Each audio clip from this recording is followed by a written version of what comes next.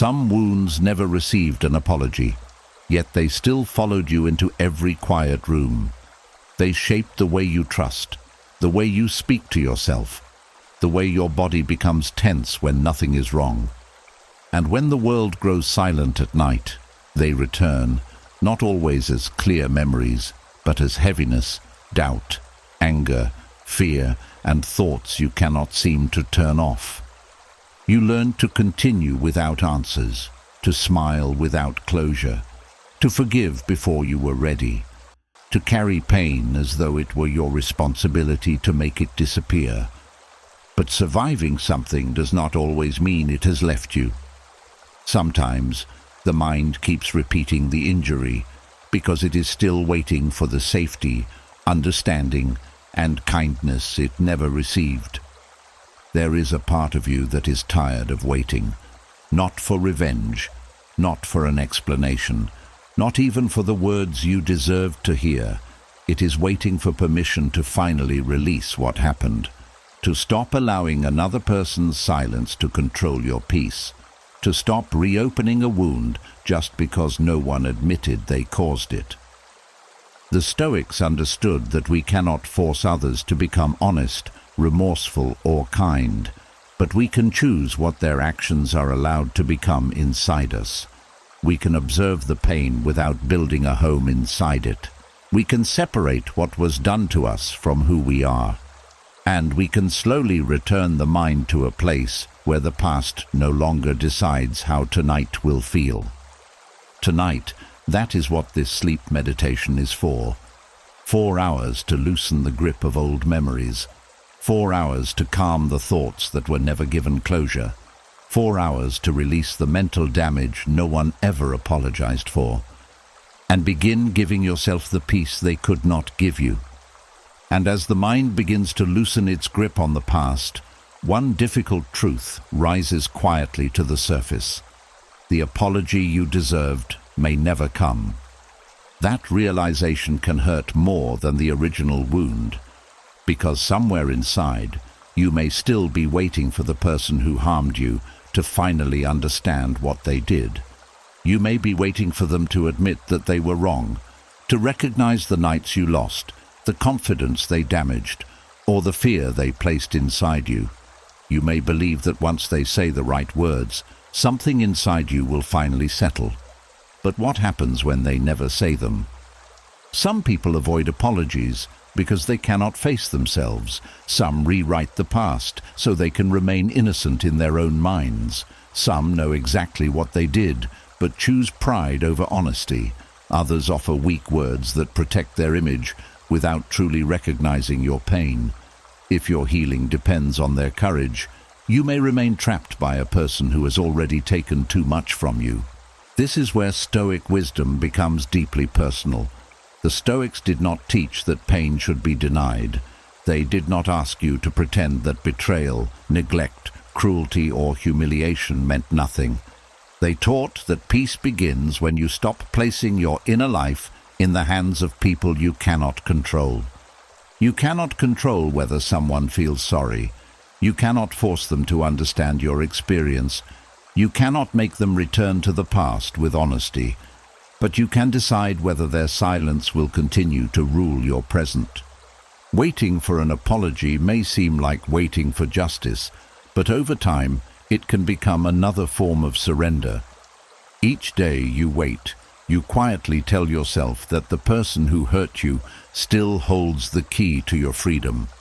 You give them the power to decide when you may feel whole again, and they may not even know you are waiting.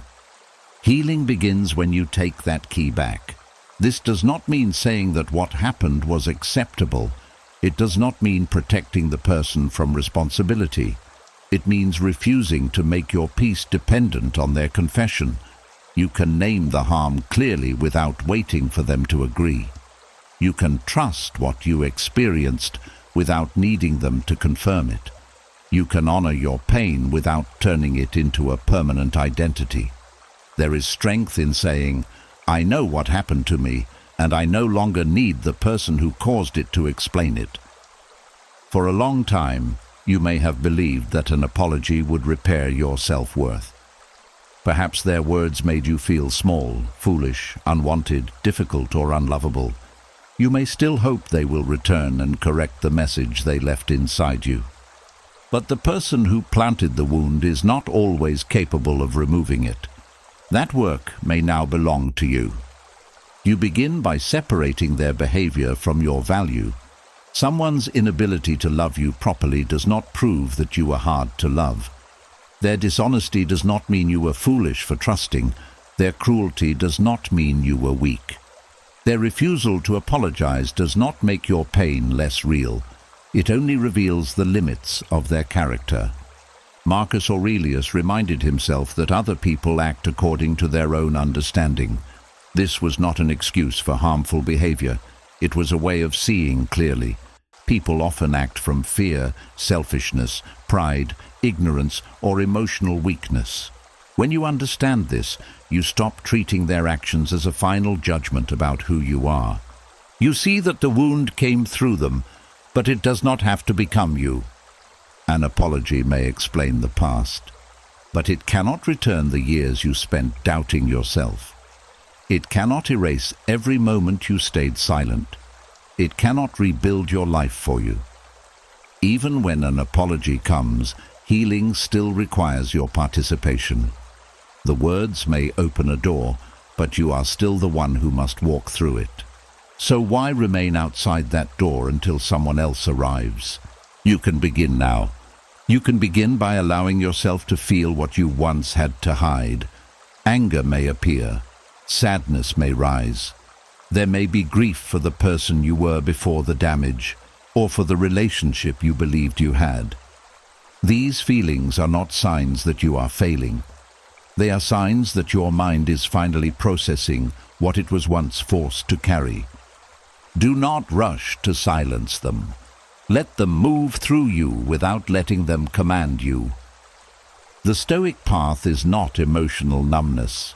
It is learning to feel without becoming a prisoner of every feeling. You can notice anger without feeding it with endless arguments in your head.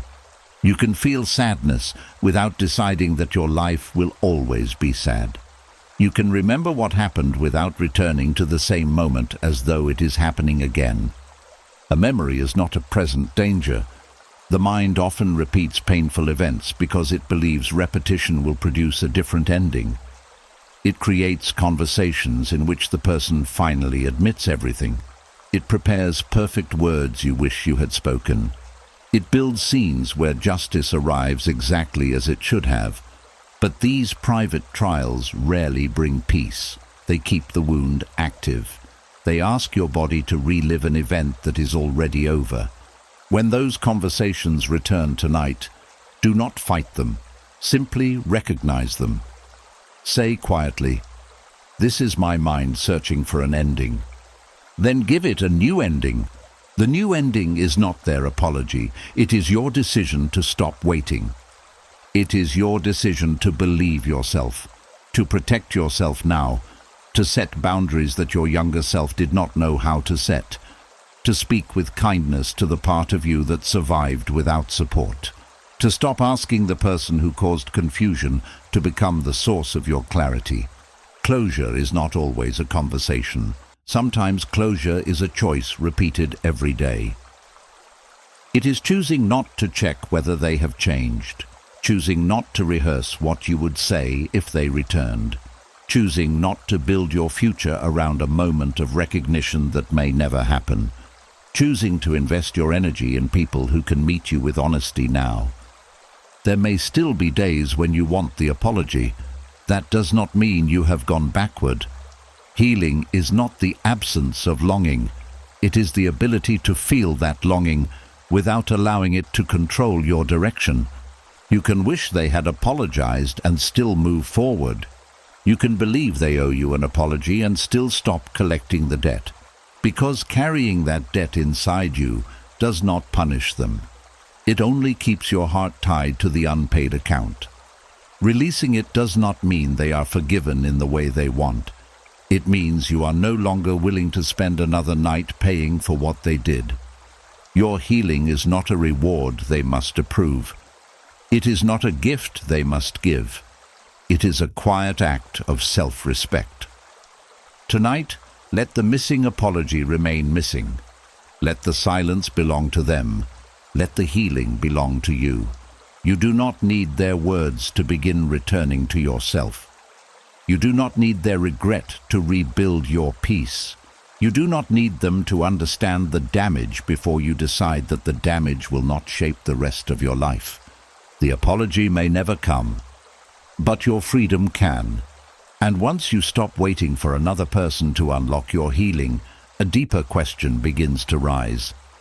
Why are you still carrying the shame for what they chose to do? Shame has a quiet way of moving into the wrong heart. The person who lied may walk away freely, while the one who was deceived feels foolish. The person who humiliated you may sleep peacefully, while you replay the moment and wonder what was wrong with you.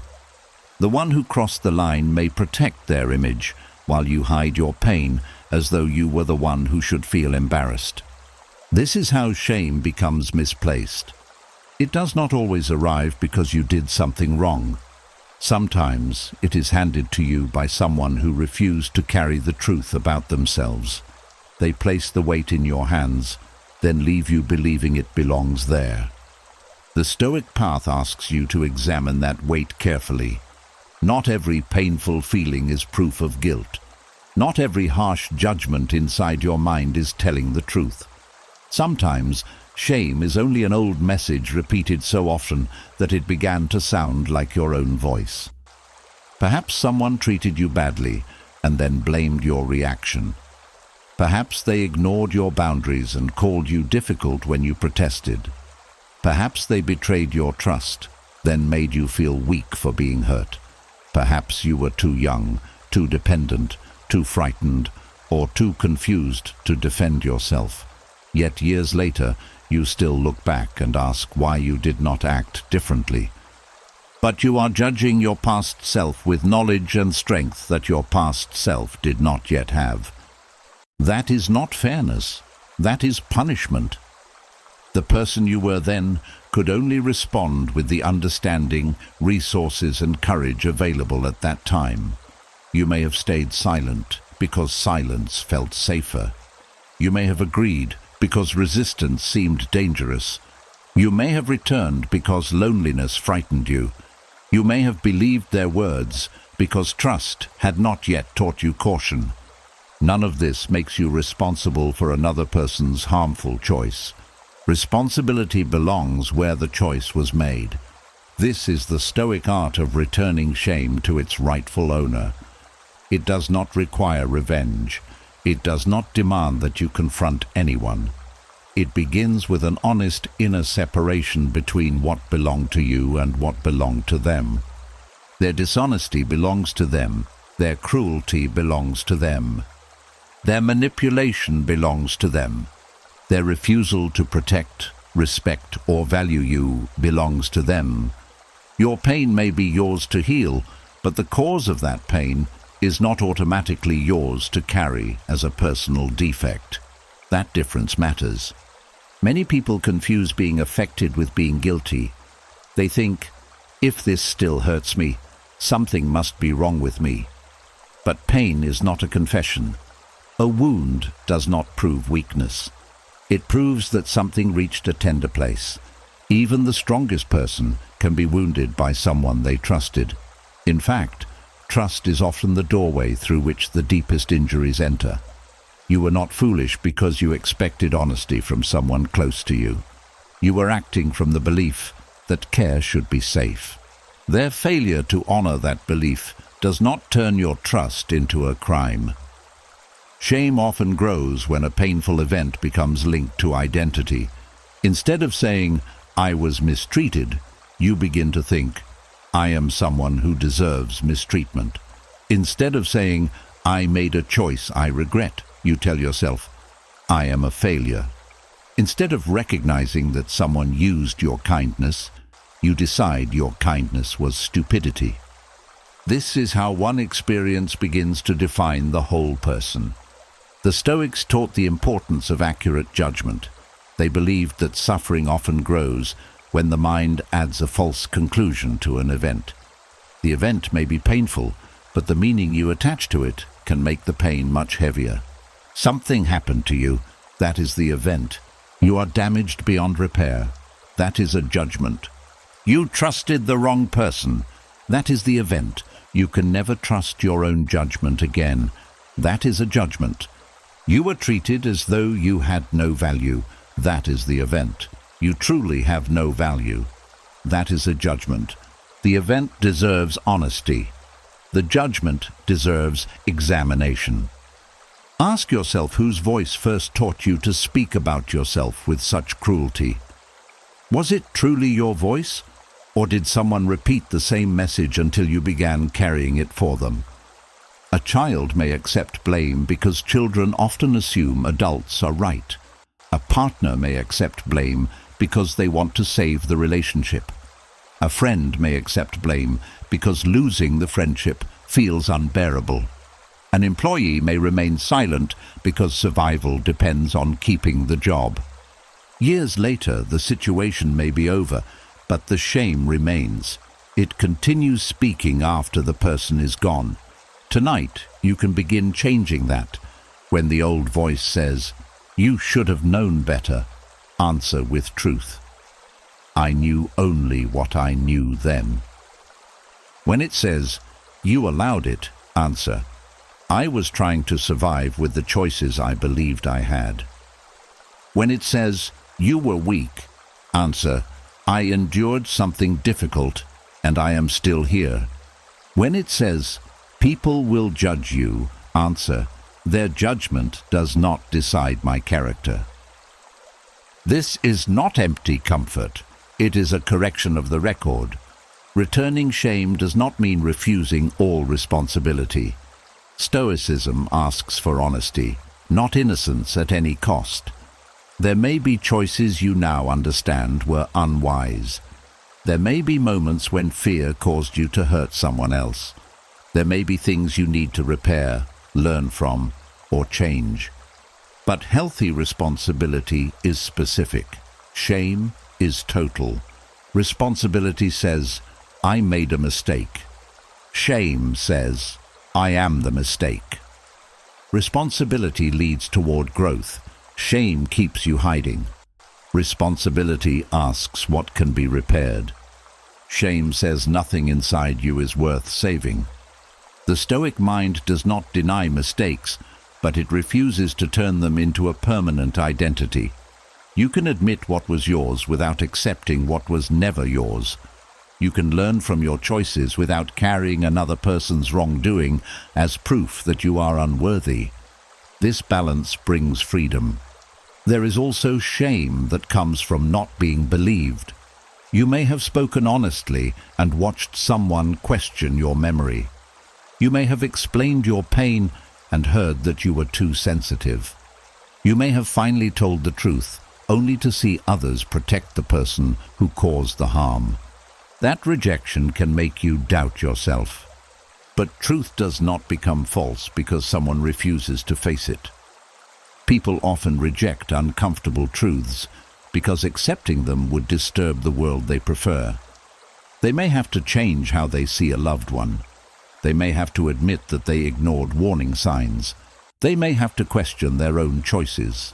Denial may be easier for them than courage. Their refusal to understand does not place shame on you. You do not have to present your pain perfectly for it to be real. You do not need calm words, perfect timing, or complete memories to deserve compassion. Pain can make speech uneven. Fear can confuse details. Time can blur certain moments while leaving the emotional truth untouched. You are allowed to know what an experience did to you even when others refuse to acknowledge it. And you are allowed to stop explaining. There comes a moment when defending your truth becomes another form of exhaustion.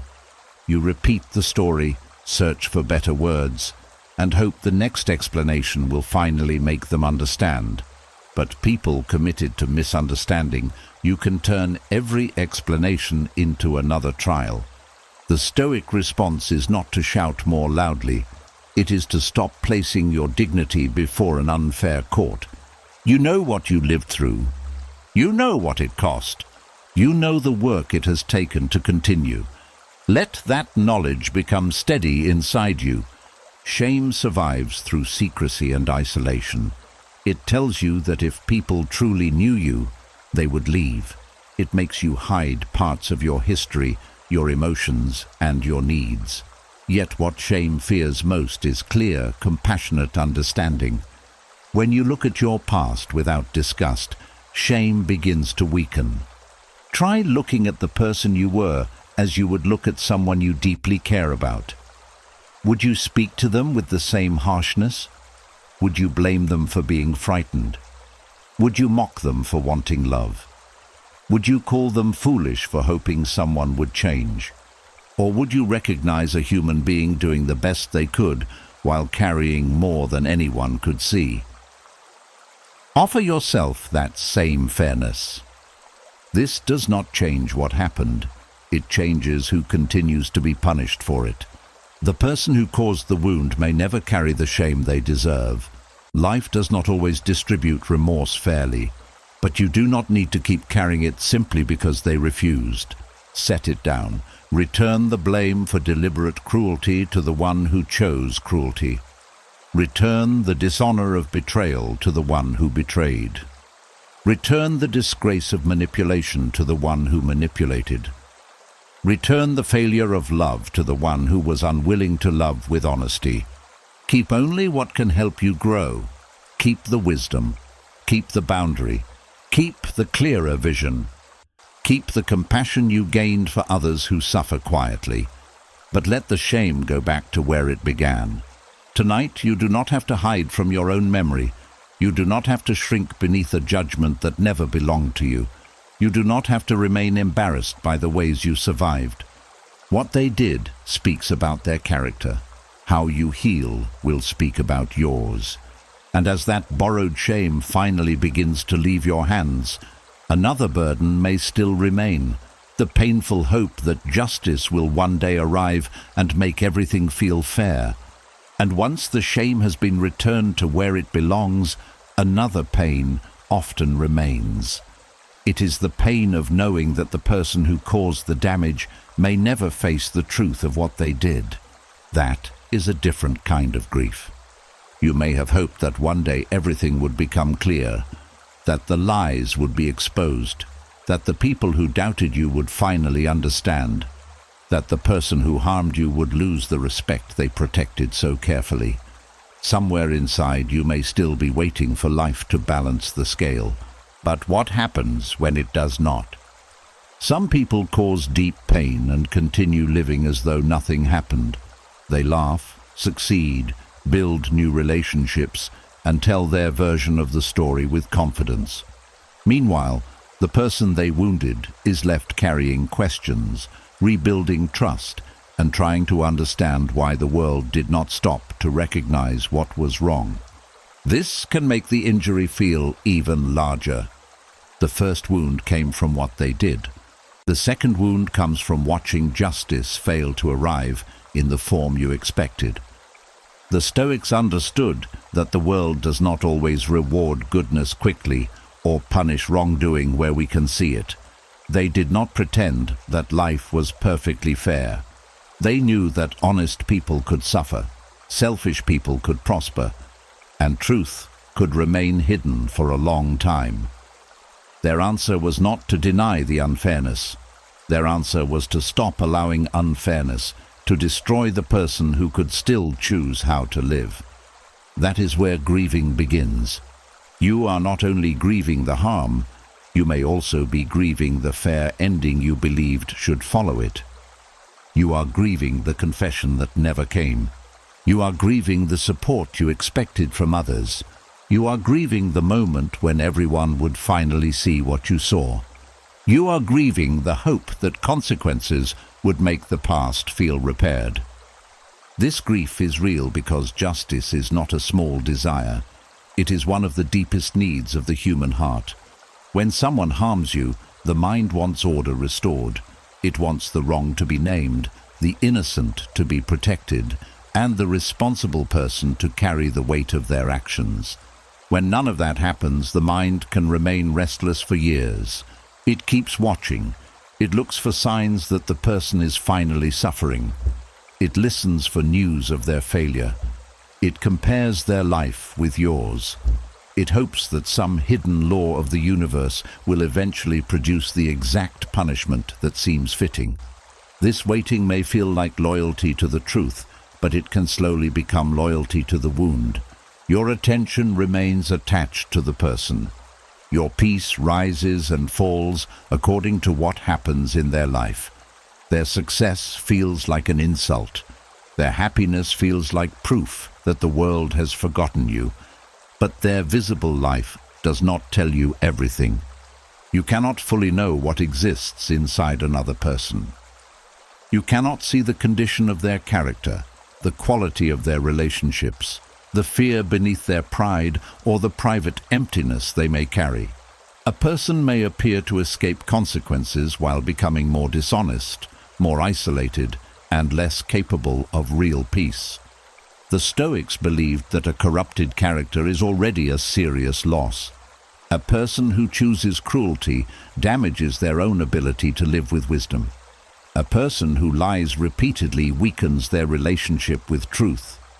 A person who uses others may gain control for a moment, but lose the ability to experience trust, loyalty, and genuine closeness. This does not mean you must feel sorry for them. It means punishment is not always visible from the outside. Still, you may never witness any consequence at all. That is the hardest truth. There may be no public confession, no dramatic exposure, no moment when they return and admit that you were right. People may continue believing their story. Life may move forward without giving you the scene your heart has rehearsed so many times. To grieve justice is to stop pretending that this possibility does not hurt. You can admit that you wanted them to pay. You can admit that part of you wanted them to feel what you felt. You can admit that forgiveness seemed impossible because it felt like allowing them to win. Honesty about these feelings does not make you cruel. It makes you human. Anger often appears when something valuable has been violated. It tells you that a boundary mattered, that trust mattered, that your dignity mattered. But anger is meant to give information. It is not meant to become your permanent home. When anger remains too long, it begins to demand more than truth. It demands control over an outcome you do not possess. It says you cannot rest until life behaves according to your judgment. It asks you to keep returning to the past until the ending changes. The past will not change. The question is whether it will continue shaping your inner life.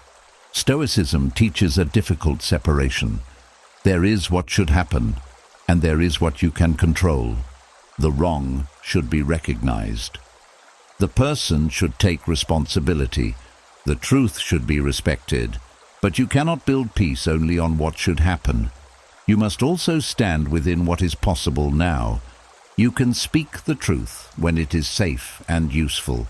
You can protect yourself. You can leave situations where harm continues. You can seek lawful or fair accountability when a real path exists. You can document what happened, set boundaries, and refuse further access. But once you have done what belongs to your control, you cannot force the world to produce a perfect result. This is not surrender to injustice. It is surrender of the illusion that your suffering gives you control over the final outcome. There is a difference. You do not release the demand for justice because the harm was unimportant. You release the demand that justice must arrive in one exact form before you are allowed to live again. Perhaps justice will not be their downfall.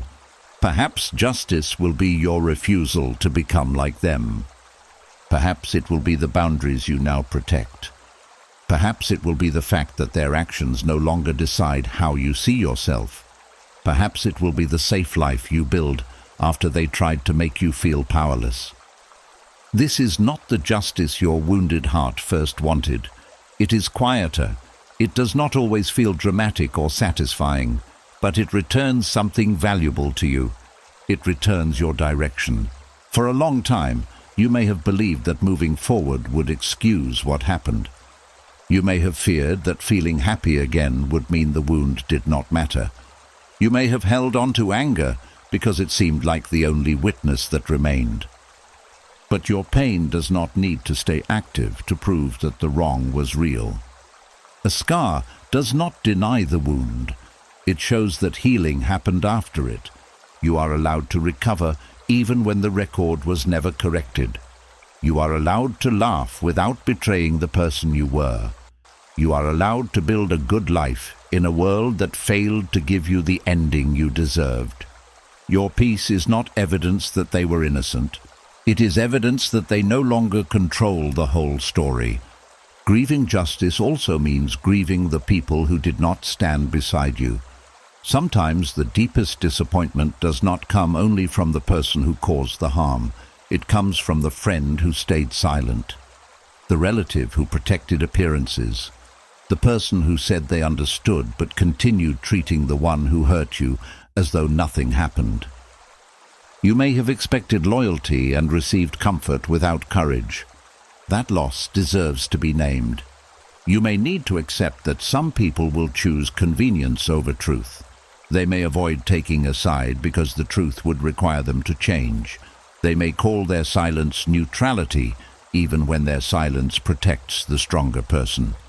You cannot force courage into someone else. You can only decide what their response teaches you about the place they should hold in your life. This is part of justice too. Not punishment, but clarity. You see who can be trusted with your truth. You see who values peace only when it costs them nothing. You see where closeness must change. The grief may remain for a while, but confusion begins to leave.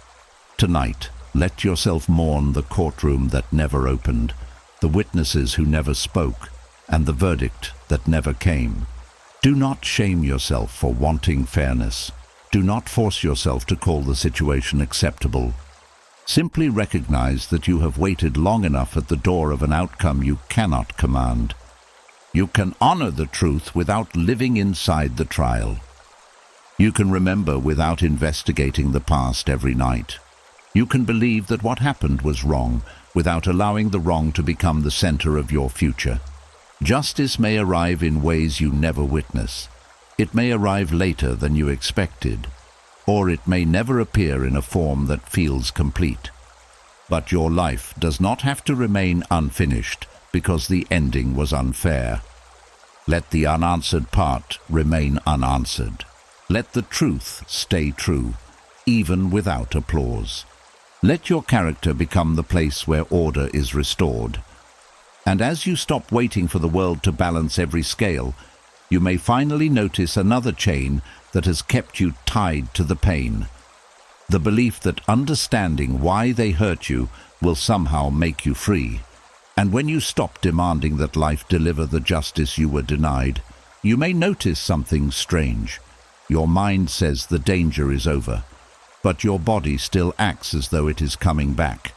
A door closes too loudly, and your chest tightens. A familiar tone enters someone's voice, and your stomach turns. A message goes unanswered, and your thoughts begin preparing for rejection. Nothing terrible may be happening in the present, yet something inside you becomes alert. Your breathing changes, your shoulders rise, sleep disappears. You feel the need to explain yourself, leave the room, become silent, or regain control. This is not always weakness. Sometimes it is memory living beneath words. The mind often tries to make painful experiences smaller so that life can continue. You may tell yourself it was not that serious. Other people had it worse. It happened years ago. You should be over it by now. You may even speak about the past calmly while your body still reacts to anything that resembles it. The story sounds finished, but the alarm remains active. This can be confusing because you may not consciously feel afraid. You may believe you have forgiven. You may understand that the person is gone or that the situation has changed. Yet your body learned lessons during those difficult moments, and those lessons were not written in sentences. They were written in tension. They were written in sleepless nights. They were written in the habit of watching faces carefully before speaking. They were written in the need to predict moods, avoid mistakes, and stay prepared for sudden change. Your mind may have moved forward through reason, but the deeper parts of you may still be waiting for proof that it is finally safe to rest. The Stoics taught people to examine their impressions before accepting them as truth. An impression is the first message that reaches you. Something is wrong. You are in danger. You are about to be rejected. You must react now. That first message may feel powerful, but it is not always an accurate description of the present. Sometimes it is an old warning arriving in a new moment. The Stoic response is not to attack yourself for having the reaction. It is to create a small space between the alarm and your next action. You can say, "My body is reacting, but I do not yet know what this moment means." That sentence brings you back into choice. Many people respond to old fear by becoming angry with themselves. They ask why they are so sensitive. They feel embarrassed when their heart races, when tears appear, or when a small disagreement feels much larger than it should. They try to force the reaction away, believing that strength means immediate control. But fighting the body often adds a second layer of fear. First, the nervous system becomes alert. Then the mind says, "This should not be happening." Now you are not only feeling the alarm, you are also ashamed of it. A calmer path begins with recognition. Something in this moment resembles something that once caused pain. Your body is trying to protect you with information from the past. It may be overestimating the danger, but its purpose is not to destroy you. Its purpose is survival. You can respect that purpose without obeying every warning. Consider someone who lived for years around unpredictable anger. They learned to notice footsteps, facial expressions, silence, and small changes in tone. This awareness may have helped them avoid conflict. Later, even in a peaceful relationship, the same person may become tense when someone appears quiet. The present silence may mean tiredness, but the body remembers silence as the beginning of punishment. The reaction makes sense when you understand where it came from. That does not mean it must control the future. Healing begins when you help the body discover that similarity is not sameness. This person is not that person. This room is not that room. This disagreement is not the old danger returning. You are not as powerless as you once were. You have choices now. You can leave. You can speak. You can pause. You can ask a question instead of making an assumption. You can protect yourself without living in constant preparation. These truths must sometimes be repeated gently because the body learns through experience, not through one powerful thought.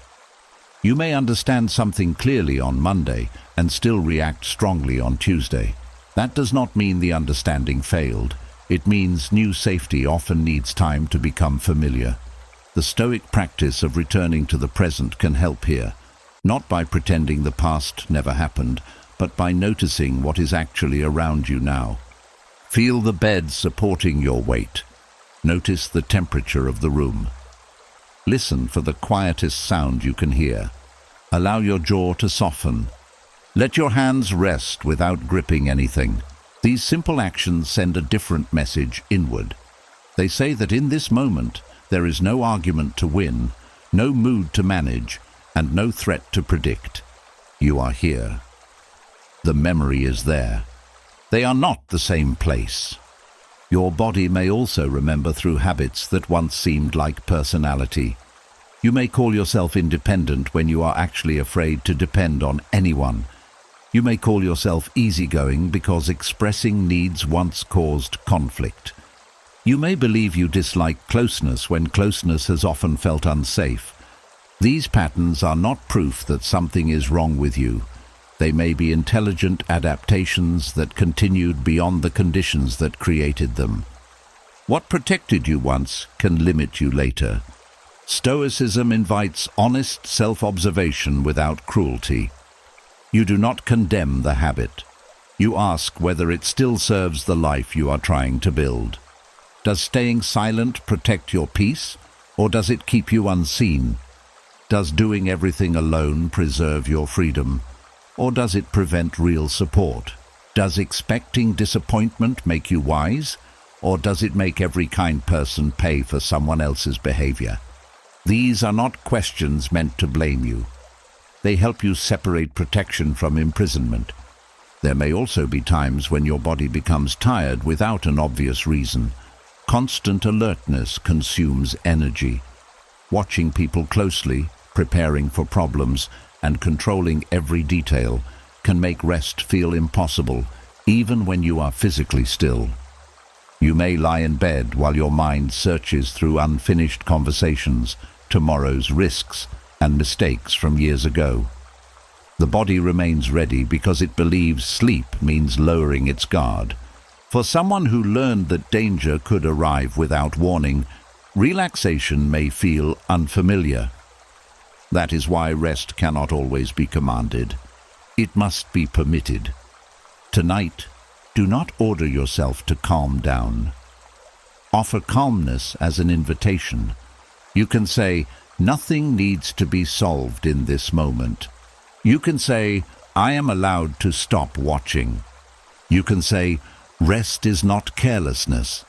You can say, "I can meet tomorrow when it arrives." The purpose of these words is not to create false certainty. Life will always contain things outside your control. The Stoics understood that clearly. Their peace did not come from believing that nothing difficult would happen. It came from trusting that they could respond to reality when reality appeared. You do not need to rehearse every possible pain to become prepared. You only need to remain connected to your judgment, your values, and your ability to choose the next wise action. Hypervigilance promises control, but it usually produces exhaustion. It tells you that if you think enough, watch enough, and prepare enough, nothing will surprise you again. Yet no human being can remove all uncertainty. The attempt itself becomes another source of suffering. Stoic courage means allowing some uncertainty to remain without treating it as immediate danger. It means admitting that you do not know what another person is thinking. You do not know how every situation will end. You do not know what tomorrow will bring. But you know who you want to be when tomorrow comes. Calmness grows from that foundation. You can also begin noticing what happens before a strong reaction. Perhaps your breathing becomes shallow. Perhaps your face grows warm. Perhaps your thoughts become fast and absolute. Words such as always, never, everyone, and no one may appear. These early signs are invitations to pause. Do not make important decisions while an old alarm is speaking loudly. Give the body time to understand that the present has not yet become the past. Take one slower breath. Place your feet on the floor. Name what you know for certain. Separate facts from fear. The fact may be that someone has not replied. The fear may be that they are abandoning you. The fact may be that someone disagreed. The fear may be that conflict will become humiliation. The fact may be that you made a mistake. The fear may be that one mistake proves you are worthless.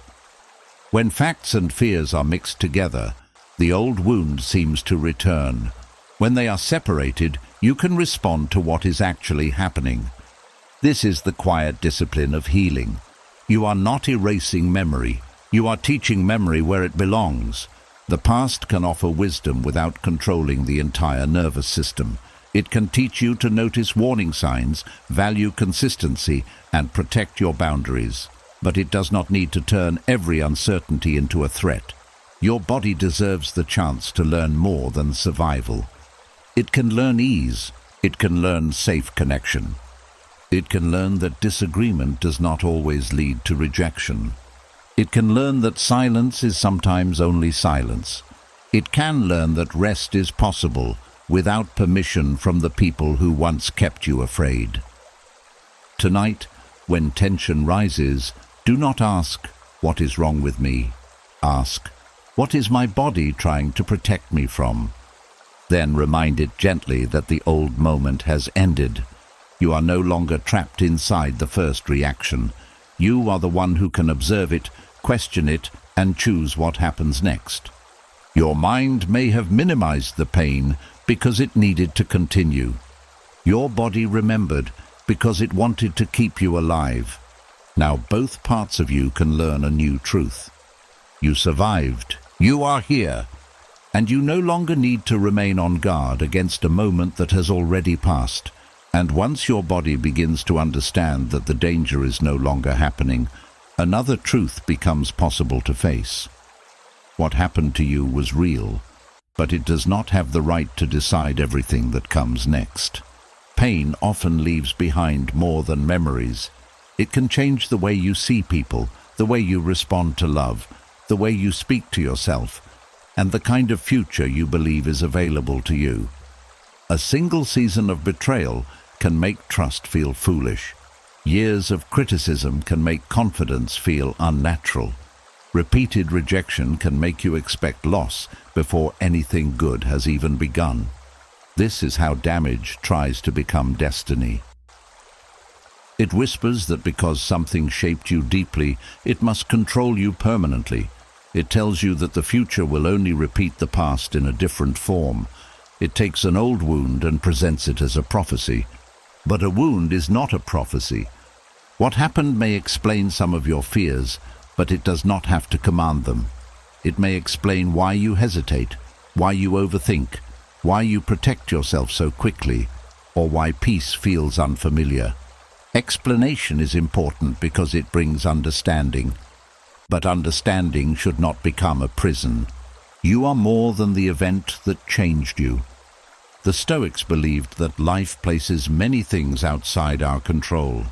We do not choose every loss, insult, betrayal, illness, or injustice. We do not choose the character of the people around us. We do not choose the moment another person reveals that they are not who we believed them to be. But after the event, a different kind of choice slowly appears. You can decide what you will practice now. You can decide which beliefs deserve to remain. You can decide whether the pain becomes wisdom, bitterness, caution, compassion, distance, strength, or a mixture of many things. This choice may not arrive immediately.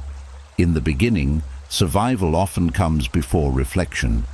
You may simply do what is necessary to get through the day. You may feel confused, numb, angry, or exhausted. There is no shame in that. A person cannot always turn suffering into wisdom while the wound is still open. But over time, the question changes. It is no longer only, "Why did this happen?" It becomes, "What will I allow this to create inside me?" That question does not blame you for the damage. It returns power to the part of your life that is still unwritten. There is a dangerous belief that healing means becoming the person you were before. You may miss the version of yourself who trusted easily, laughed freely, or entered relationships without fear.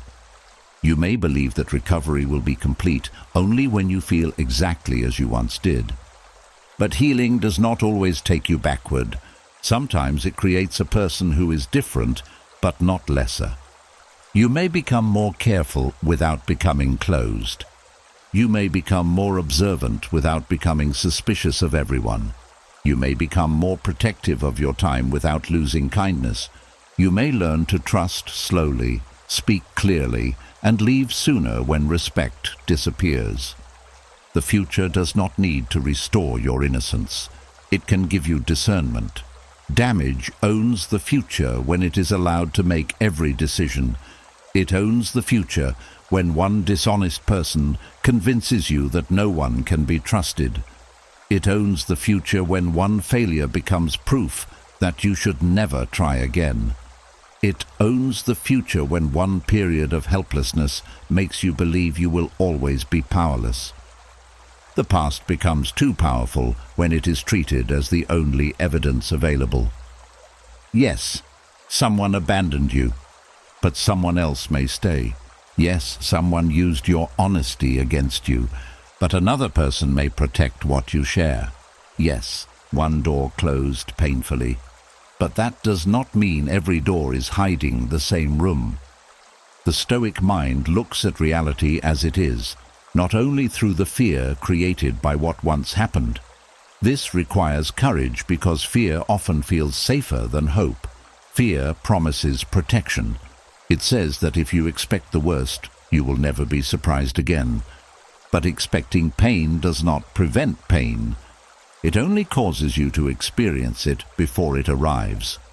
You may reject people before they can reject you. You may leave opportunities before you can fail. You may hide your needs so no one can use them against you. You may call this wisdom, but sometimes it is the wound continuing its work. Real wisdom does not close every door. It learns which doors deserve a careful opening. The future is protected not by avoiding all risk, but by becoming better at responding to what appears. You do not need a guarantee that no one will ever disappoint you again. You need trust in your ability to notice, choose, speak, leave, recover, and begin again. That is a stronger form of safety. Before the damage, you may have believed safety meant nothing bad would happen.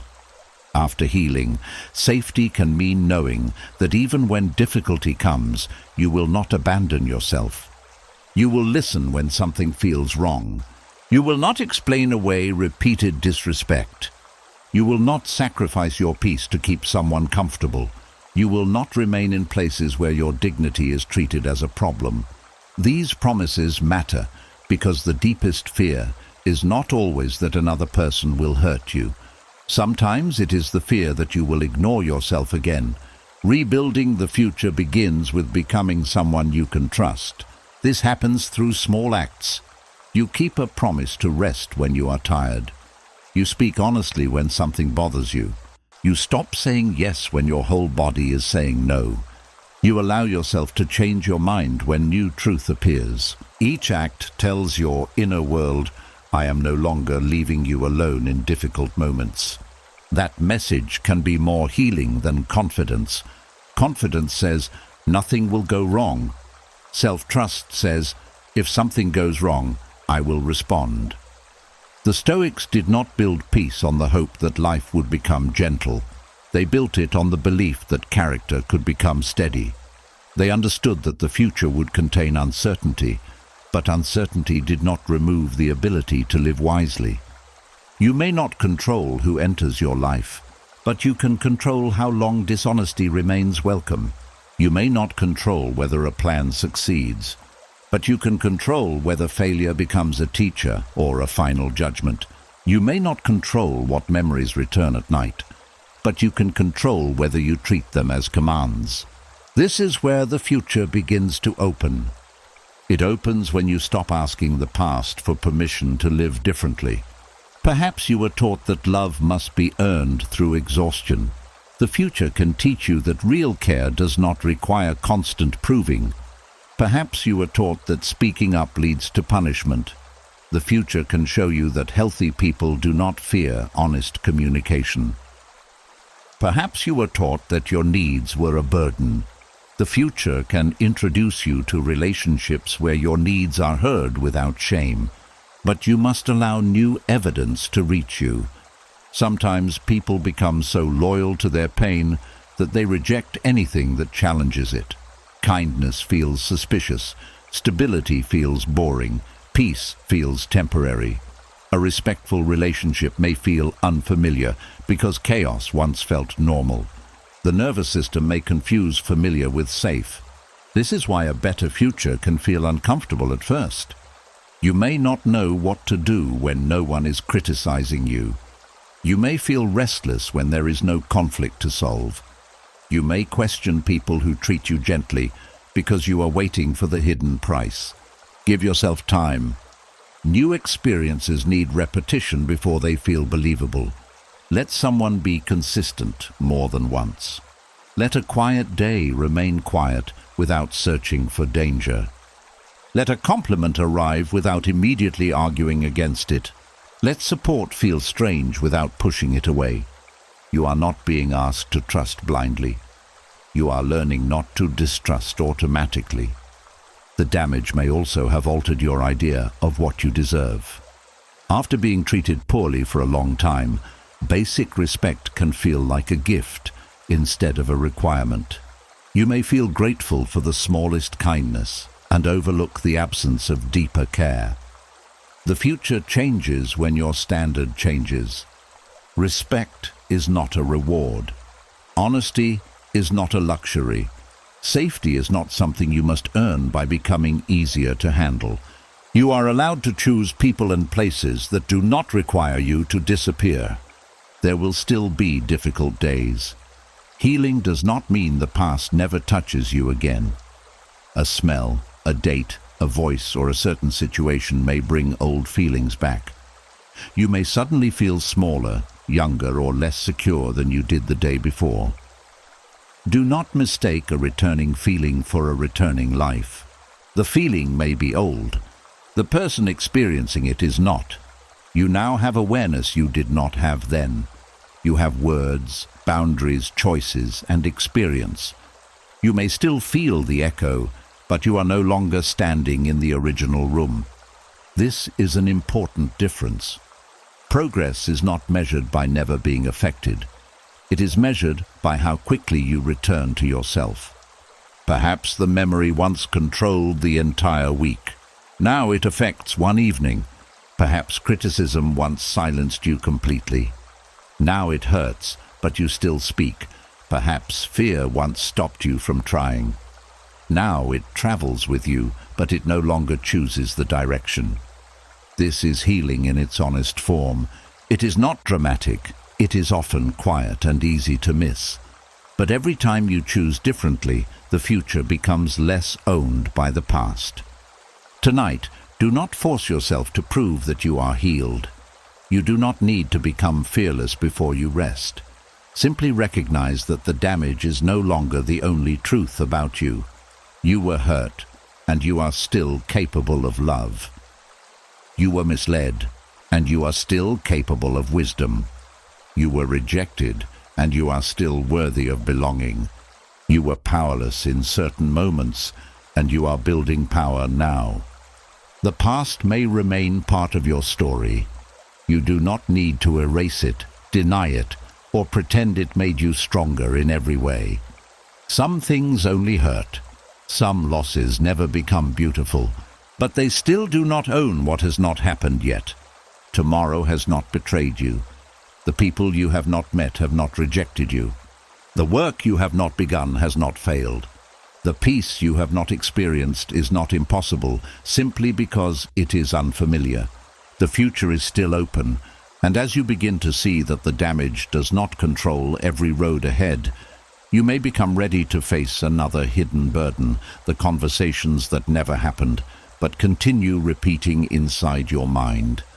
And as the future begins to separate itself from the damage of the past, the mind may still return to one exhausting habit. Continuing conversations that ended long ago, or conversations that never happened at all.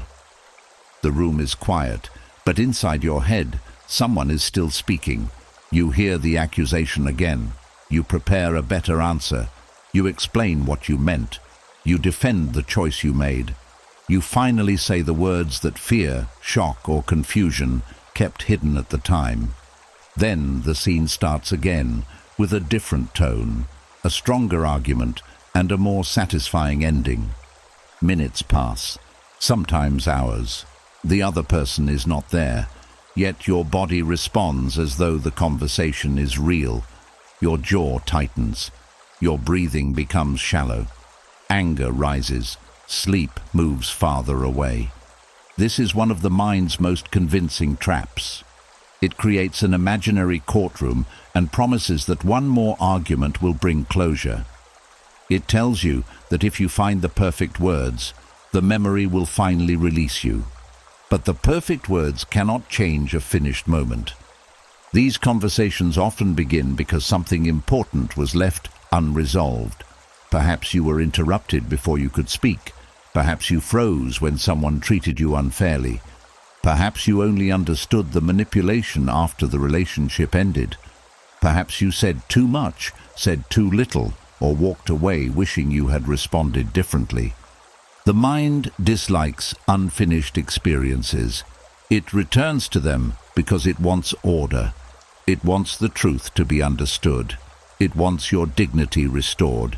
It wants to repair the moment by rewriting your part in it. This desire makes sense, but repeating the scene is not the same as repairing it. Each time you enter the imaginary conversation, you place yourself back before the same person and ask them to give you something they may never have been capable of giving: fairness, understanding, honesty, or remorse. Even in your imagination, your peace still depends on their response. You picture them finally becoming silent because your argument is too strong to deny. You picture them admitting that they were wrong. You picture the expression on their face when they realize what they lost. For a moment, this may feel satisfying. Then the mind creates another detail that needs correction. Another sentence appears. Another defense begins. This is why imaginary conversations rarely end naturally. Their purpose is not truly communication. Their purpose is control. You are trying to control the meaning of a past event by controlling an absent person inside your mind. The Stoics warned against giving attention to what lies outside your authority. Other people's opinions belong to them. Their memories belong to them. Their willingness to understand belongs to them. You can speak truthfully, but you cannot command another person to receive the truth with wisdom. This remains true even inside your imagination. You may win every argument in your head and still wake up tired. The deeper victory is not finding a stronger response. It is realizing that you no longer need to remain in the conversation. That realization can feel uncomfortable at first. Walking away mentally may seem like allowing the other person to have the final word. You may fear that silence means defeat, or that releasing the argument means accepting their version of events. But inner silence is not agreement. You can stop arguing without changing what you know. You can refuse the conversation without surrendering the truth. You can protect your rest without declaring them innocent. Their last words do not become correct simply because you no longer answer them. Sometimes dignity is not found in the final response. It is found in deciding that a person no longer deserves access to your attention. Your attention is part of your life. Every imaginary confrontation uses energy that could have gone towards sleep, healing, creativity, relationships, or the quiet experience of being present. The person may have left your life years ago, but each repeated argument allows them to return without permission. They enter through memory. They occupy the room. They influence your emotions. Then they leave you carrying the exhaustion. Releasing these conversations is a form of mental boundary. It is saying, you no longer have unlimited access to my inner world. This does not happen by force. Telling yourself not to think about something often makes the thought louder. The mind hears the command and begins checking whether the thought is still there. Instead of fighting the conversation, recognize it early.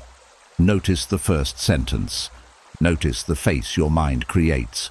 Notice the feeling that you must explain yourself immediately. Then name what is happening. This is an old conversation. This person is not here. This moment does not require an answer. Simple words can separate memory from reality. You may also ask what the conversation is trying to obtain. Is it searching for validation? Is it trying to prove your innocence? Is it rehearsing protection against a future attack?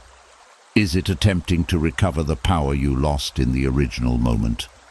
When you understand the need beneath the argument, you can meet that need more directly. Perhaps you need to believe your own experience. Then say, I know what happened, even if they deny it. Perhaps you need to recover your dignity. Then say, their judgment does not define my character. Perhaps you need to feel protected. Then say, I have choices now that I did not have then. Perhaps you need permission to be angry. Then admit, what happened was unfair, and my anger makes sense. The need can be honored without reopening the entire trial. Some imaginary conversations are not angry. They are filled with longing. You may picture someone returning, explaining why they left, or finally saying the words you waited years to hear. You may create a version of them who understands your heart perfectly. These scenes can be even harder to release because they offer comfort. For a moment you feel chosen, remembered, or understood. But when the scene ends, reality feels emptier. The mind may repeat these conversations because it prefers an imagined connection to an accepted loss. It keeps the relationship alive by creating meetings that reality no longer provides. There is tenderness in this, but there is also a cost. You cannot fully grieve someone while meeting them every night inside your head. Grief needs honesty. The person you wanted may not be the person they were. The answer you need may never arrive. The relationship may have ended without the explanation it deserved. Accepting this does not erase love. It stops love from becoming endless waiting. The Stoic practice of seeing things as they are can feel severe, but it is also compassionate. Reality may hurt once. Imagination can extend the pain for years by repeatedly offering outcomes that do not exist. To release the conversation, you may need to release the hope that the past will become emotionally complete. Some stories remain unfinished. Some people never explain themselves. Some endings do not contain wisdom, fairness, or mutual understanding. Your life can still continue. There may also be conversations about future events that keep you awake. You prepare for criticism that has not happened. You practice how you will defend yourself at work, in the family, or in a difficult relationship. You predict every objection and build an answer for each one. This can feel like preparation, but often it is fear pretending to be productive. Useful preparation has an ending. You identify what needs to be said, decide what action you will take, and then return to the present. Anxiety never reaches that point. It keeps adding possibilities. What if they misunderstand? What if you forget your words? What if they become angry? What if everyone takes their side? The mind believes that more rehearsal will create certainty, but certainty is not available. No amount of practice can control every response. The Stoic alternative is to prepare your character rather than every sentence. You may not know what they will say, but you can decide to remain honest. You may not know whether they will listen, but you can decide not to become cruel. You may not know how the conversation will end, but you can decide to protect your boundaries. This kind of preparation is calmer because it rests on what belongs to you, your tone, your values, your choices, your willingness to leave if respect disappears. You do not need to predict every road when you trust the person who will walk it. At night, the urge to rehearse may become stronger because there are fewer distractions. The mind finally has room to bring forward everything that was delayed during the day. Do not treat this as proof that nighttime is dangerous. It is simply the hour when hidden tension becomes easier to hear. You can acknowledge it without solving it. Keep a simple promise with yourself. No important arguments after you enter bed. The bed is not a courtroom. It is not a meeting room. It is not the place where the past must be corrected or tomorrow must be controlled. When a conversation begins, you can say, "This may matter, but it does not need my attention tonight." If a real action is required, you can return to it after rest. A rested mind will speak more clearly than an exhausted one. This is not avoidance. It is choosing the right time. Stoicism is not the demand to respond immediately to every impression. It is the discipline of deciding which thoughts deserve action and when. Many thoughts are urgent only because they carry strong emotion. Urgency is a feeling. It is not always a fact. Tonight, allow the unfinished sentence to remain unfinished. Let the argument end without a winner. Let the absent person remain absent. You do not need to deliver the perfect speech to reclaim your peace. You do not need to prove your worth to someone who chose not to see it. You do not need to prepare for every possible attack before allowing yourself to rest. The conversation has taken enough from you. It took your attention. It took your calm. It took nights that should have belonged to sleep. Now you can close the door without waiting for the other person to agree that it should be closed. The silence that follows may feel unfamiliar, but do not rush to fill it. That silence is not emptiness. It is space returning to you. And once the imaginary voices begin to fade, you may finally be ready to face the deeper truth beneath them. Understanding why someone hurt you may not be the freedom you have been searching for. And once the imaginary conversations begin to lose their power, another question may still keep the wound alive. Why did they do it? You may believe that if you can understand their motives, the pain will finally make sense. Perhaps they were jealous. Perhaps they were afraid. Perhaps they had been hurt before and passed that hurt to you. Perhaps they wanted control, attention, power, or protection from their own shame. The mind searches for reasons because reasons create the feeling of order. If you can explain the cruelty, maybe it will stop feeling so personal. If you can trace the betrayal back to their childhood, their insecurity, or their fear, maybe the confusion will settle. You may spend years studying their behavior, replaying their words, and connecting every detail. But understanding is not always freedom. Sometimes it becomes another way of staying connected.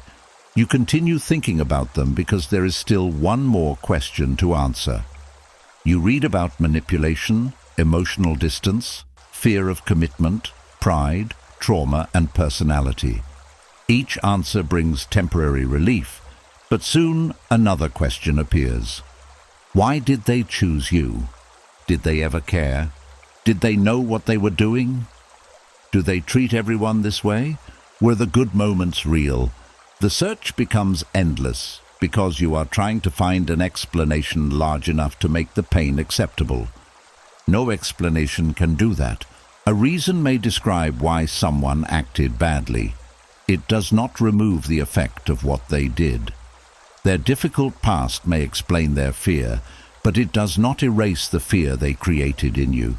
Their insecurity may explain their need for control, but it does not make the control harmless. Their own wounds may explain their cruelty, but wounded people are still responsible for how they treat others. Explanation is not permission.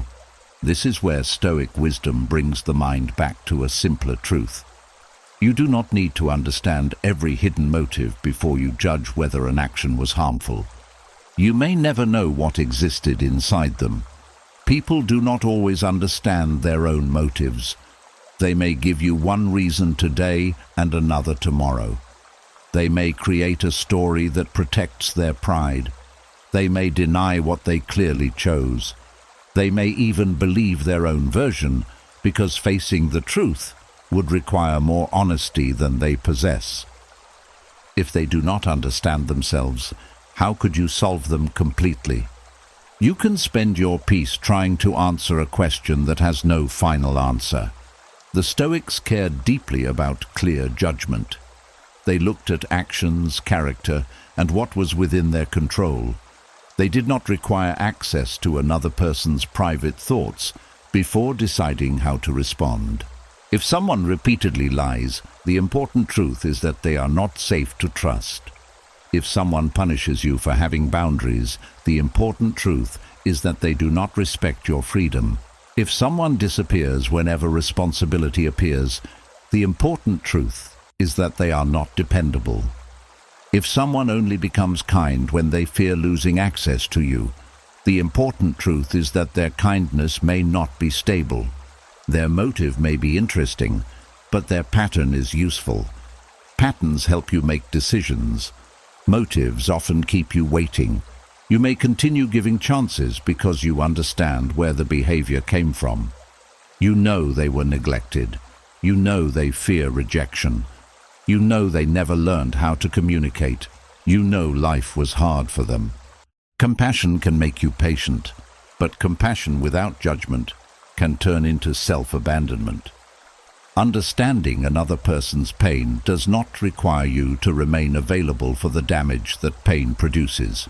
You can recognize their humanity and still protect your own. You can wish them healing from a distance. You can stop hating them without inviting them back into your life. This is not coldness, it is wisdom with boundaries. Some people stay too long in harmful situations because they confuse understanding with responsibility. Once they discover why the person behaves that way, they feel responsible for helping them change. They become more patient. They explain more carefully. They lower their needs. They forgive the same injury again. They believe that enough love will finally reach the wounded part beneath the harmful behavior. But you cannot heal someone through your willingness to be repeatedly hurt. Their growth belongs to them. You may support a person who is honestly changing, but you cannot perform their honesty for them. You cannot make them seek help. You cannot force them to examine their choices. You cannot love them into becoming accountable when accountability threatens the image they have of themselves. The Stoic distinction between what belongs to you and what belongs to others becomes essential here. Your conduct belongs to you. Your boundaries belong to you. Your decision to stay or leave belongs to you. Their willingness to change does not.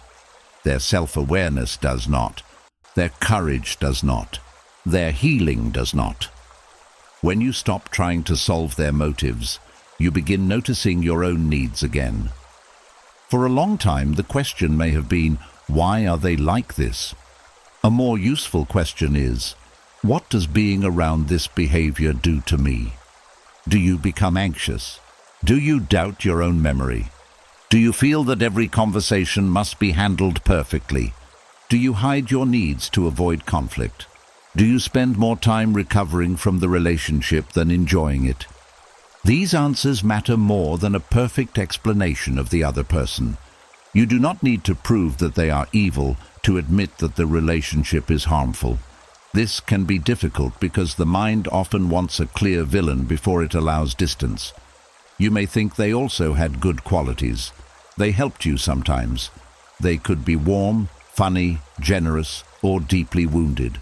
You may fear that leaving or setting limits would be unfair because they are not terrible every moment. But harm does not need to be constant to be real. A person can have good qualities and still be unsafe for you. A person can love you in the only way they know and still cause damage you should not continue accepting.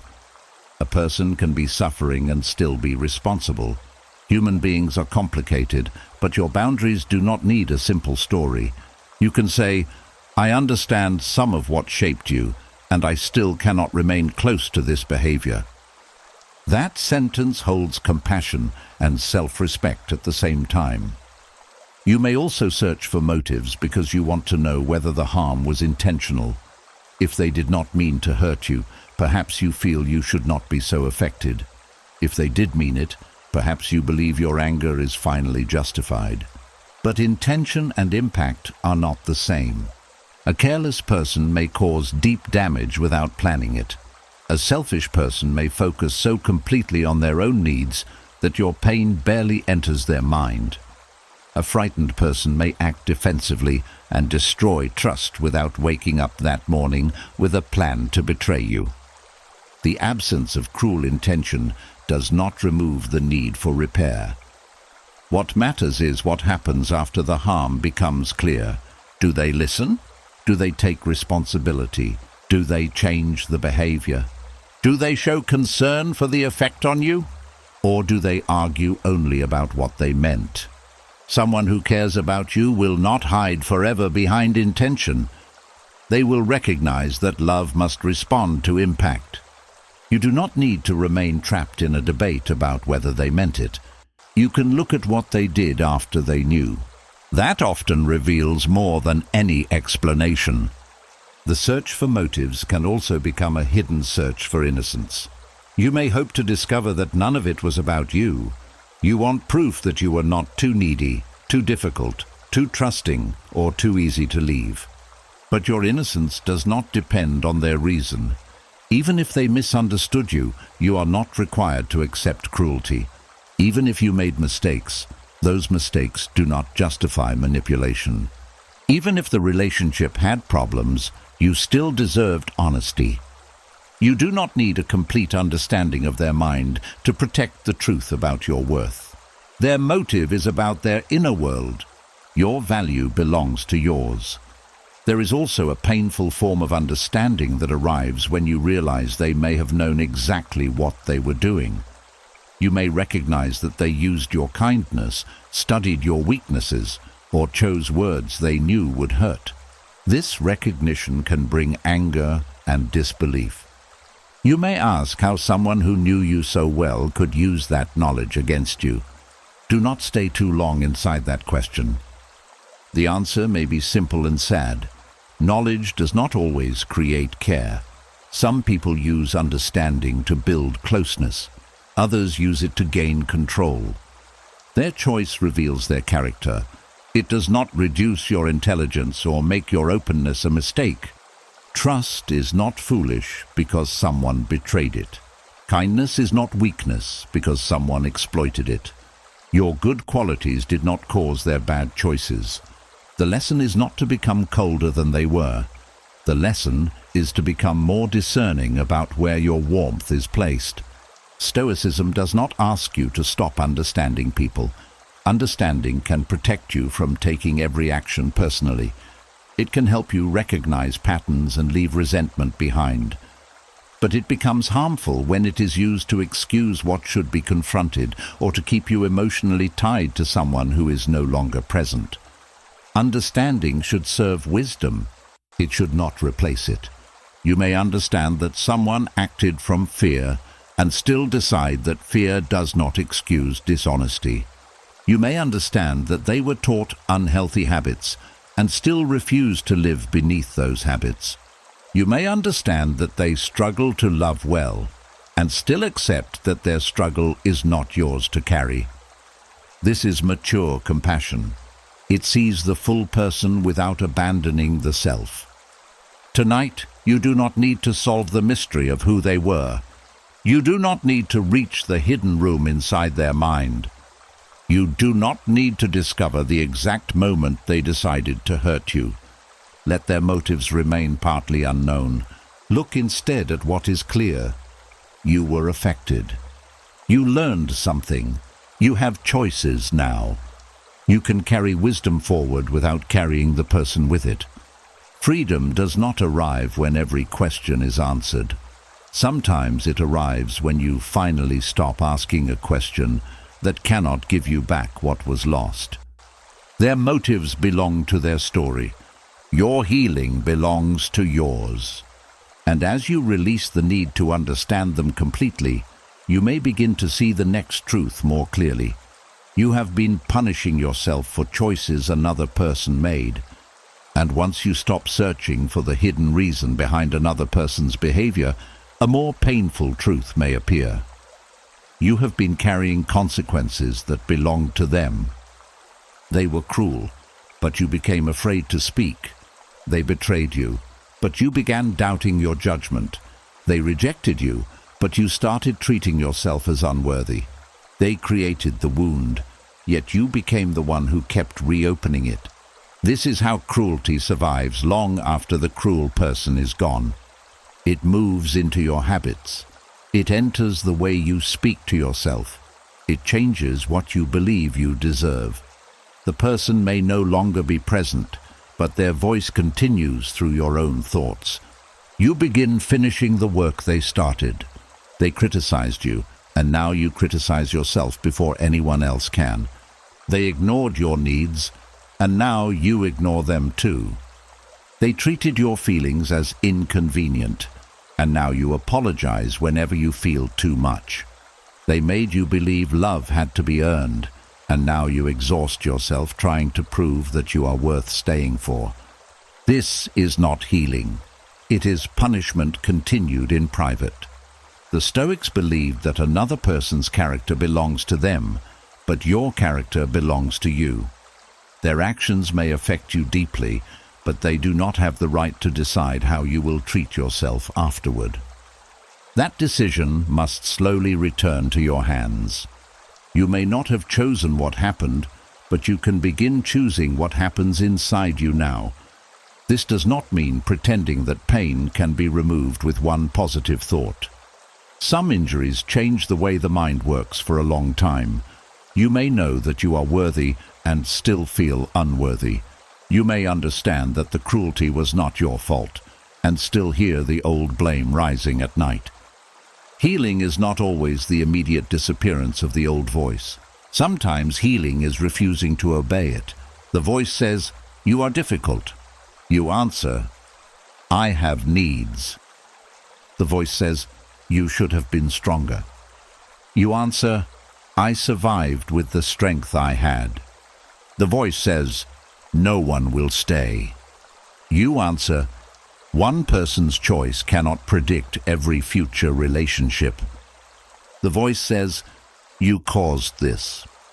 You answer, "I may have made mistakes, but I did not cause another person's cruelty." This is not an argument meant to erase the past. It is a correction of the beliefs that grew from it. Cruelty often works by making the injured person feel responsible. The one who shouts says you made them angry.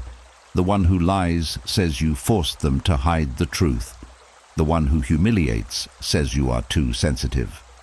The one who leaves without explanation says you expected too much. Over time, these messages can become familiar.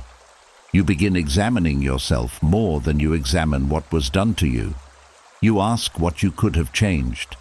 You search for the exact moment you became too needy, too emotional, too trusting, or too difficult.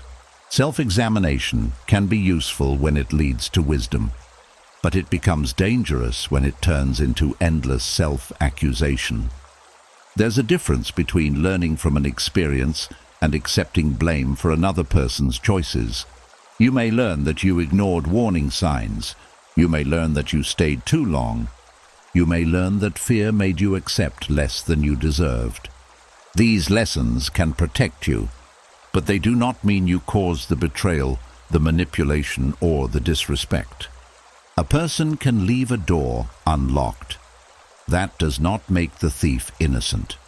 Your lack of experience did not create their dishonesty. Your hope did not create their cruelty. Your love did not force them to misuse it. The responsibility remains with the person who made the choice. You are allowed to learn without turning the lesson into a sentence against yourself. Many people punish themselves through isolation.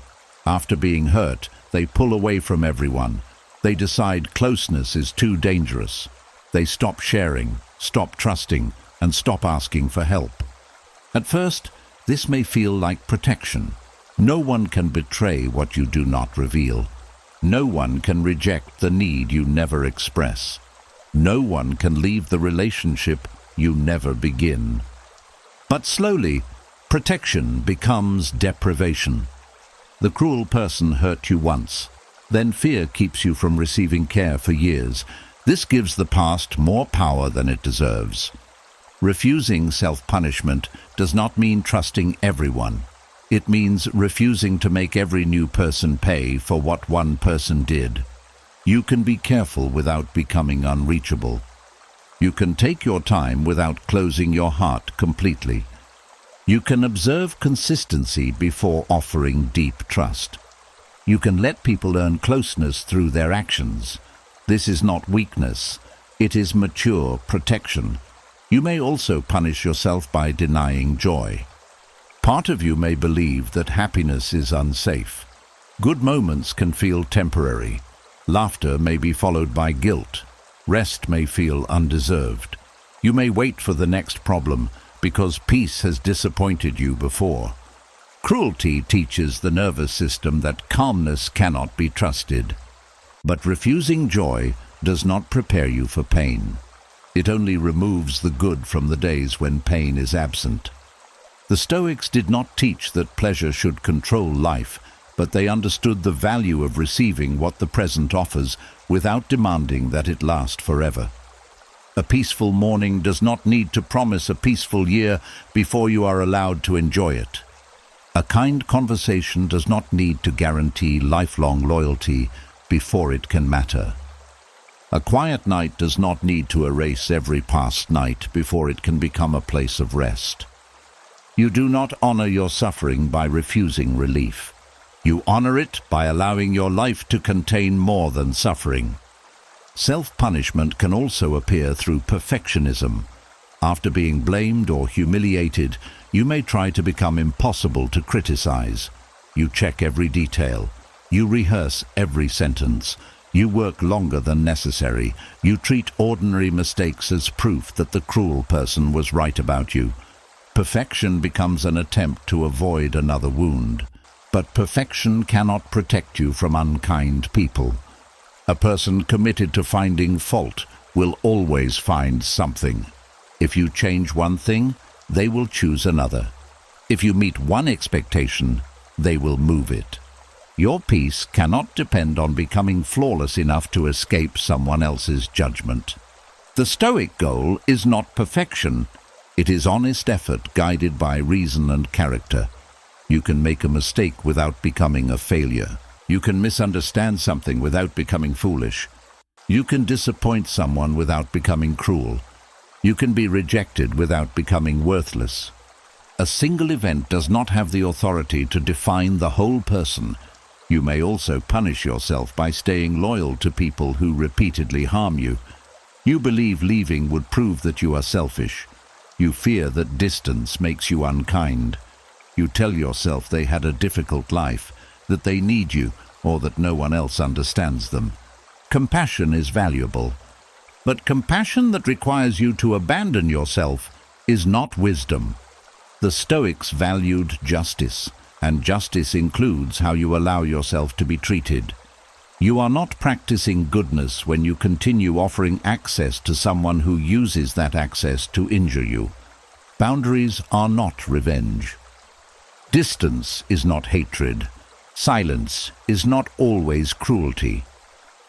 Sometimes the most honest response is to stop participating in a pattern that damages both people.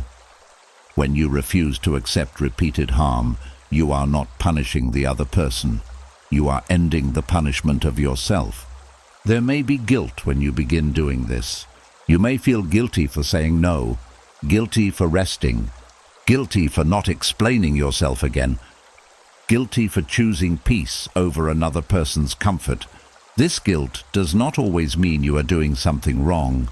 Sometimes guilt appears because you are doing something new. You may have been trained to believe that love means constant availability. You may have learned that keeping peace means staying silent. You may have been praised only when you were useful, agreeable, and easy to control. When you change these habits, the old part of you becomes afraid. It says, "If I stop giving everything, I will be abandoned." But people who value only your obedience are not offering safe love. Real care can survive your boundaries. Real respect can survive your honesty.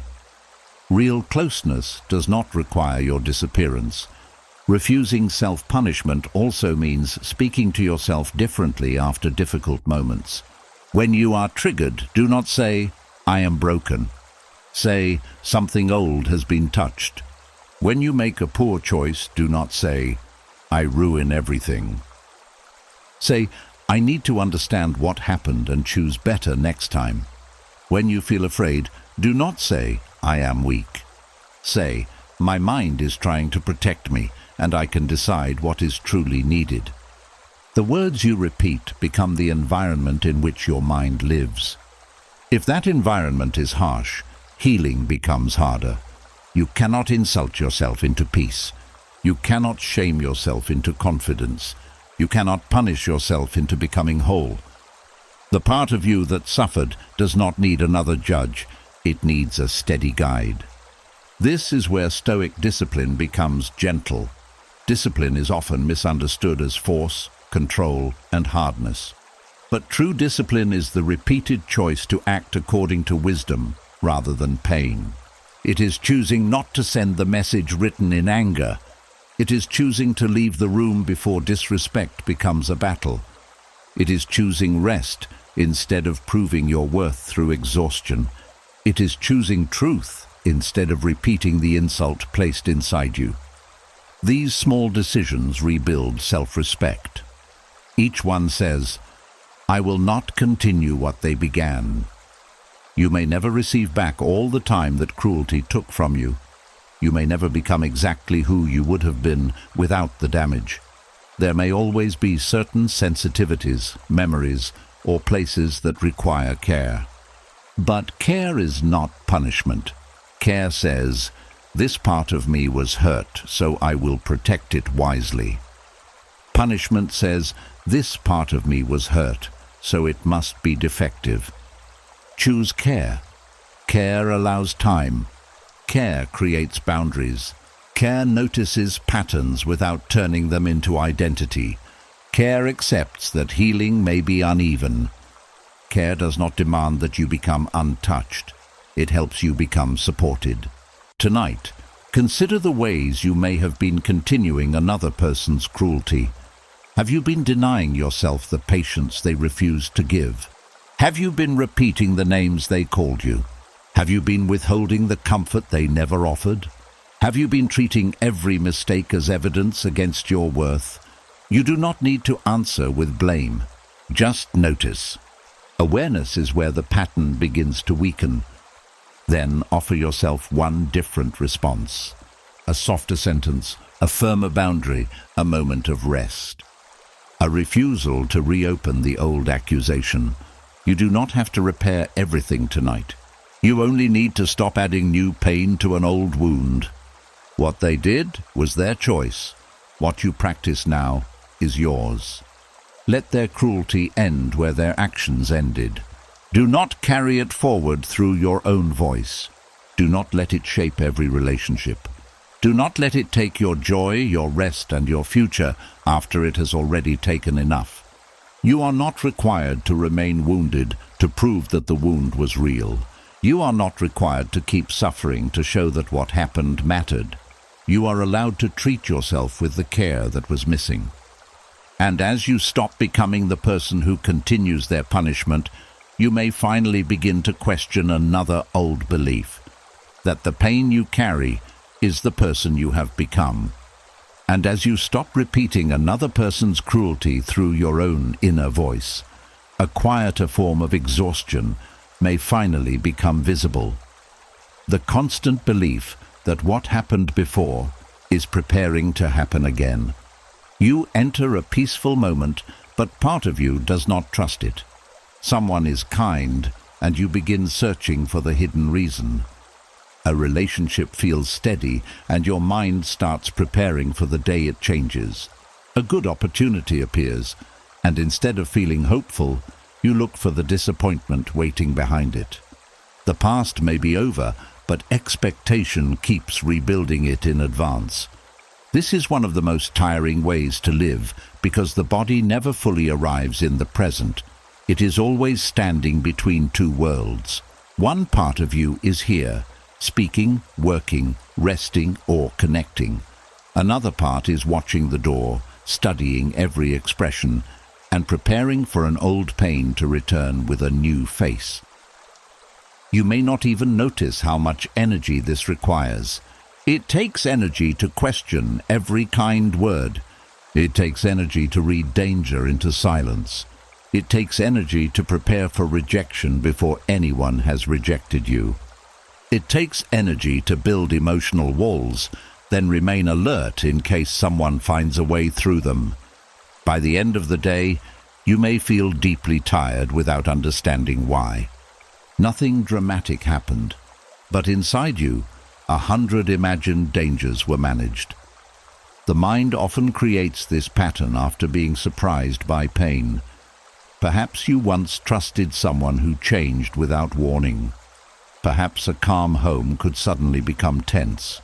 Perhaps promises were made with warmth and broken without explanation. Perhaps happiness was repeatedly followed by loss. The lesson your mind learned was simple: never relax completely.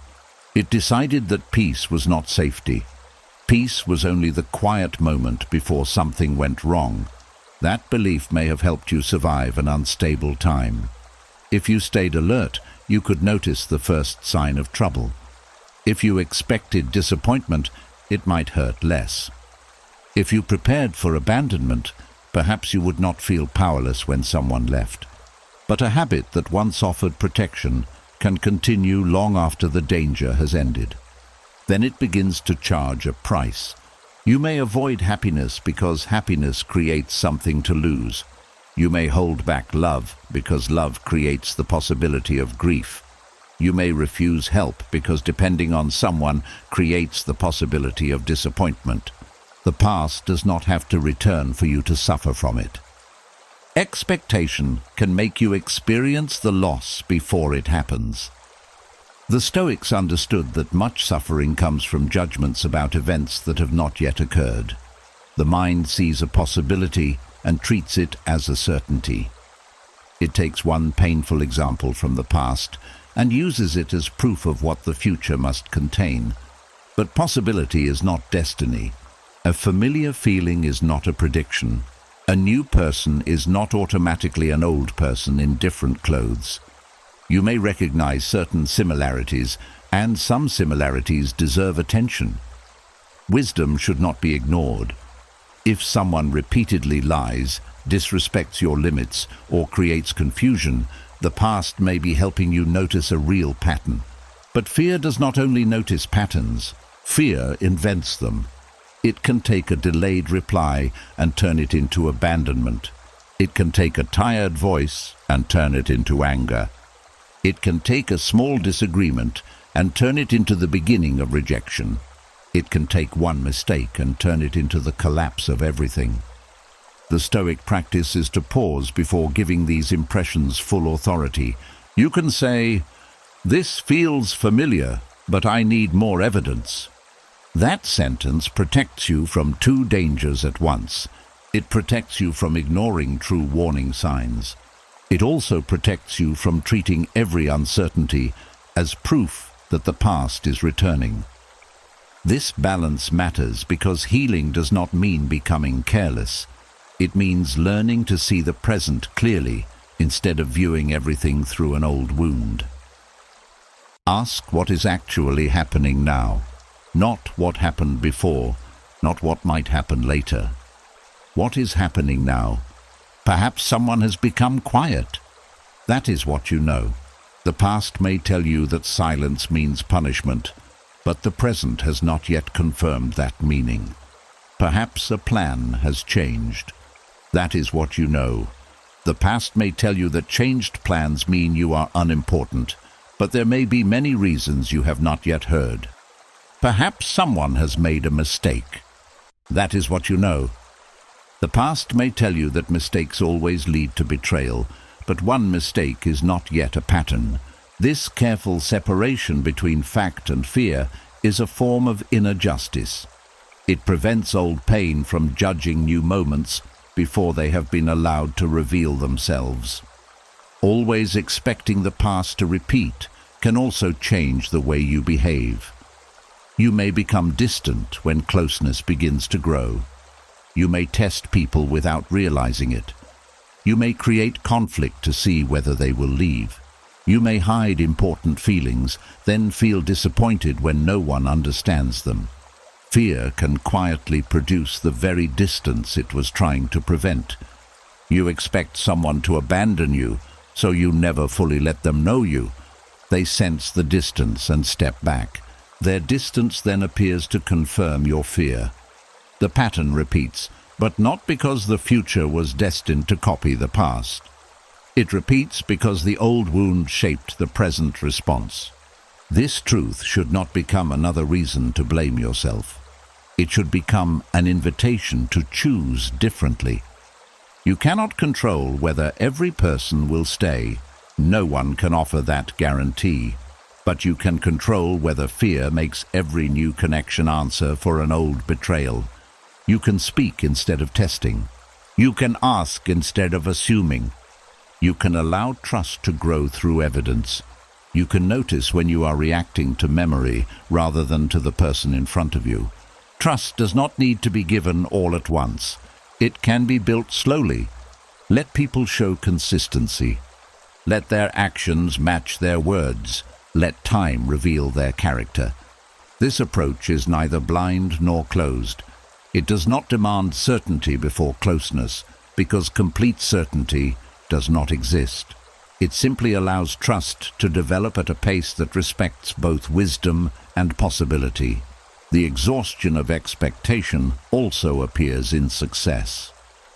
If your efforts were mocked before, you may expect every new attempt to end in humiliation.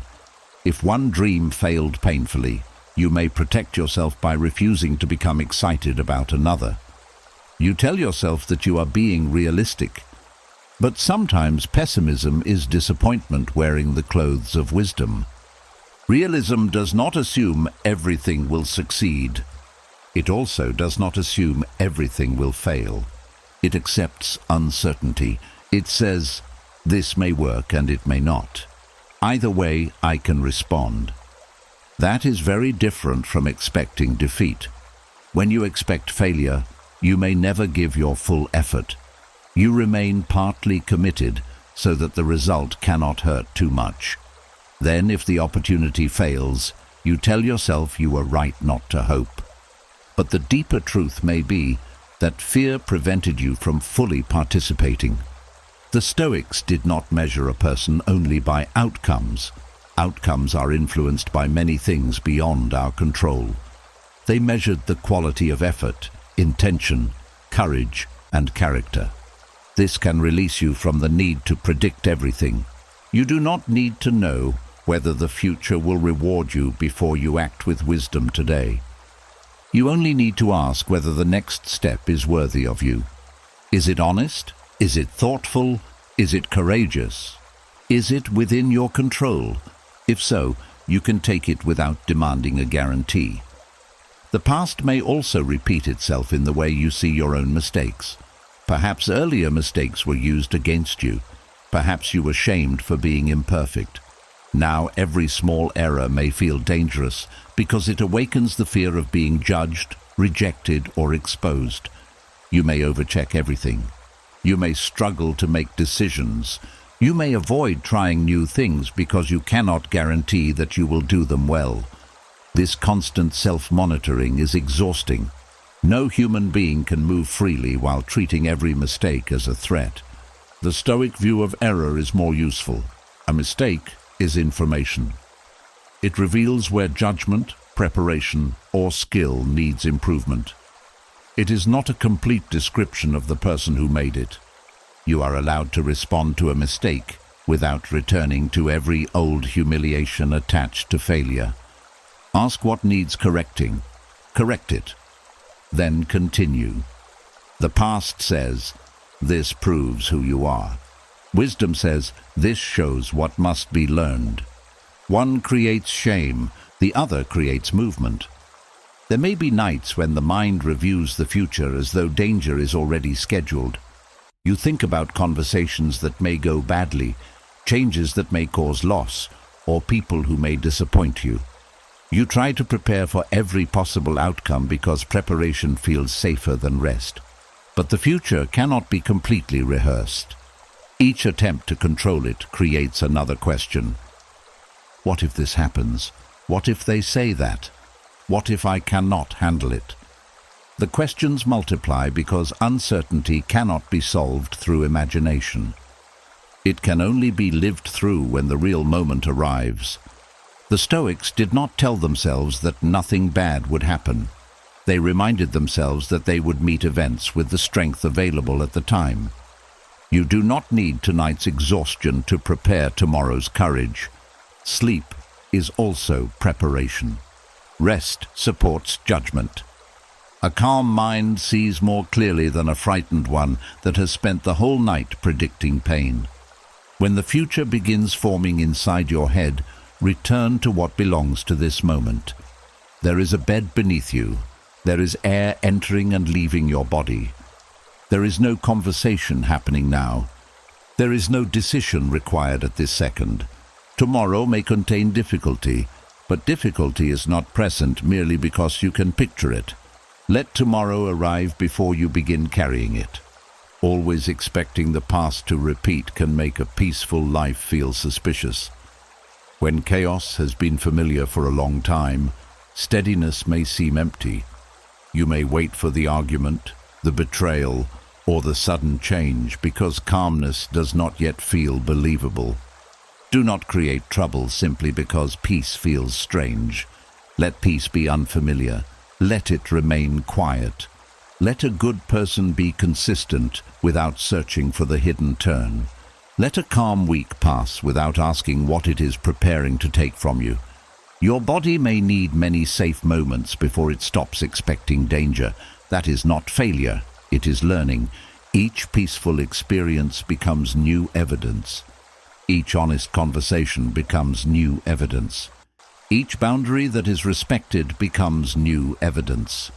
Each disappointment you survive without losing yourself becomes new evidence. The goal is not to prove that nothing painful will ever happen again. Pain will still be part of being human. The goal is to stop believing that every moment is secretly becoming the old one. You have changed since then. You notice more. You understand more. You have choices that may not have existed before. Even if a familiar difficulty returns, you will not meet it as the same person. This is important. The past cannot repeat itself perfectly because you are no longer standing inside it with the same awareness. You may still feel fear, but now you can question it. You may still become hurt, but now you can protect your dignity. You may still experience loss, but now you know that loss does not end your ability to rebuild. The future does not need to be painless to be different. It only needs to stop being ruled by an old expectation. Tonight, let the past remain where it belongs. Do not ask every peaceful moment to prove that it will last forever. Do not demand certainty from people who are still showing you who they are. Do not turn possibilities into punishments before they have become real. You have spent enough energy preparing for old pain to return. Let some of that energy return to your life. Let it return to rest. Let it return to trust, built carefully. Let it return to opportunities that deserve a fair beginning. The past taught you certain dangers. Keep the wisdom. But release the constant watch. What happened before may influence you, but it does not know what tomorrow will bring. And as you stop treating the future as a repeated version of the past, you can begin separating the experience that wounded you from the identity you have carried ever since. And once you stop expecting every new day to repeat an old injury, another truth begins to rise. What happened to you may be part of your story, but it is not the whole meaning of who you are. Pain has a way of attaching itself to identity. You were betrayed, and slowly you began to call yourself foolish. You were neglected, and you began to believe you were unimportant. You were controlled, and you started seeing yourself as weak. You were abandoned, and you decided you were difficult to love. The event happened once, but the identity built around it can remain for years. This is how suffering becomes personal in the deepest way. The mind does not only remember what occurred, it creates a conclusion about the person who experienced it. Something happened to you. Then you began believing it revealed something permanent about you. But an experience is not an identity. A painful event can influence your thoughts, habits, and emotions, without becoming the final definition of your character. It can leave marks without becoming your entire face. It can explain why certain things are difficult without proving that you are incapable of change. The Stoics were careful about the meanings they attached to events. They understood that life brings loss, insult, failure, rejection, and hardship. But they also believed that these things do not automatically determine the quality of the person experiencing them. An event tells you what occurred. Your character is revealed by what you choose to practice afterward. This does not mean the damage was small. It means the damage does not contain the full truth about you. You may have spent years describing yourself through the worst things someone did. You may say that you are broken, damaged, unwanted, insecure, or unable to trust. These words may feel accurate because they match how you have felt for a long time. But feelings can describe a condition without defining a person. You can feel broken without being beyond repair. You can feel unwanted without being unworthy of love. You can feel afraid without being a coward. You can struggle to trust without being incapable of connection. Language matters because the words you use become the walls of your inner world. When you repeatedly say, "This is who I am," the mind stops searching for another possibility. Try speaking with greater accuracy. Instead of saying, "I am broken," say, "I was hurt, and some parts of me are still healing." Instead of saying, "I cannot trust anyone," say, "Trust has become difficult for me because it was misused." Instead of saying, "I am weak," say, "There were moments when I felt powerless."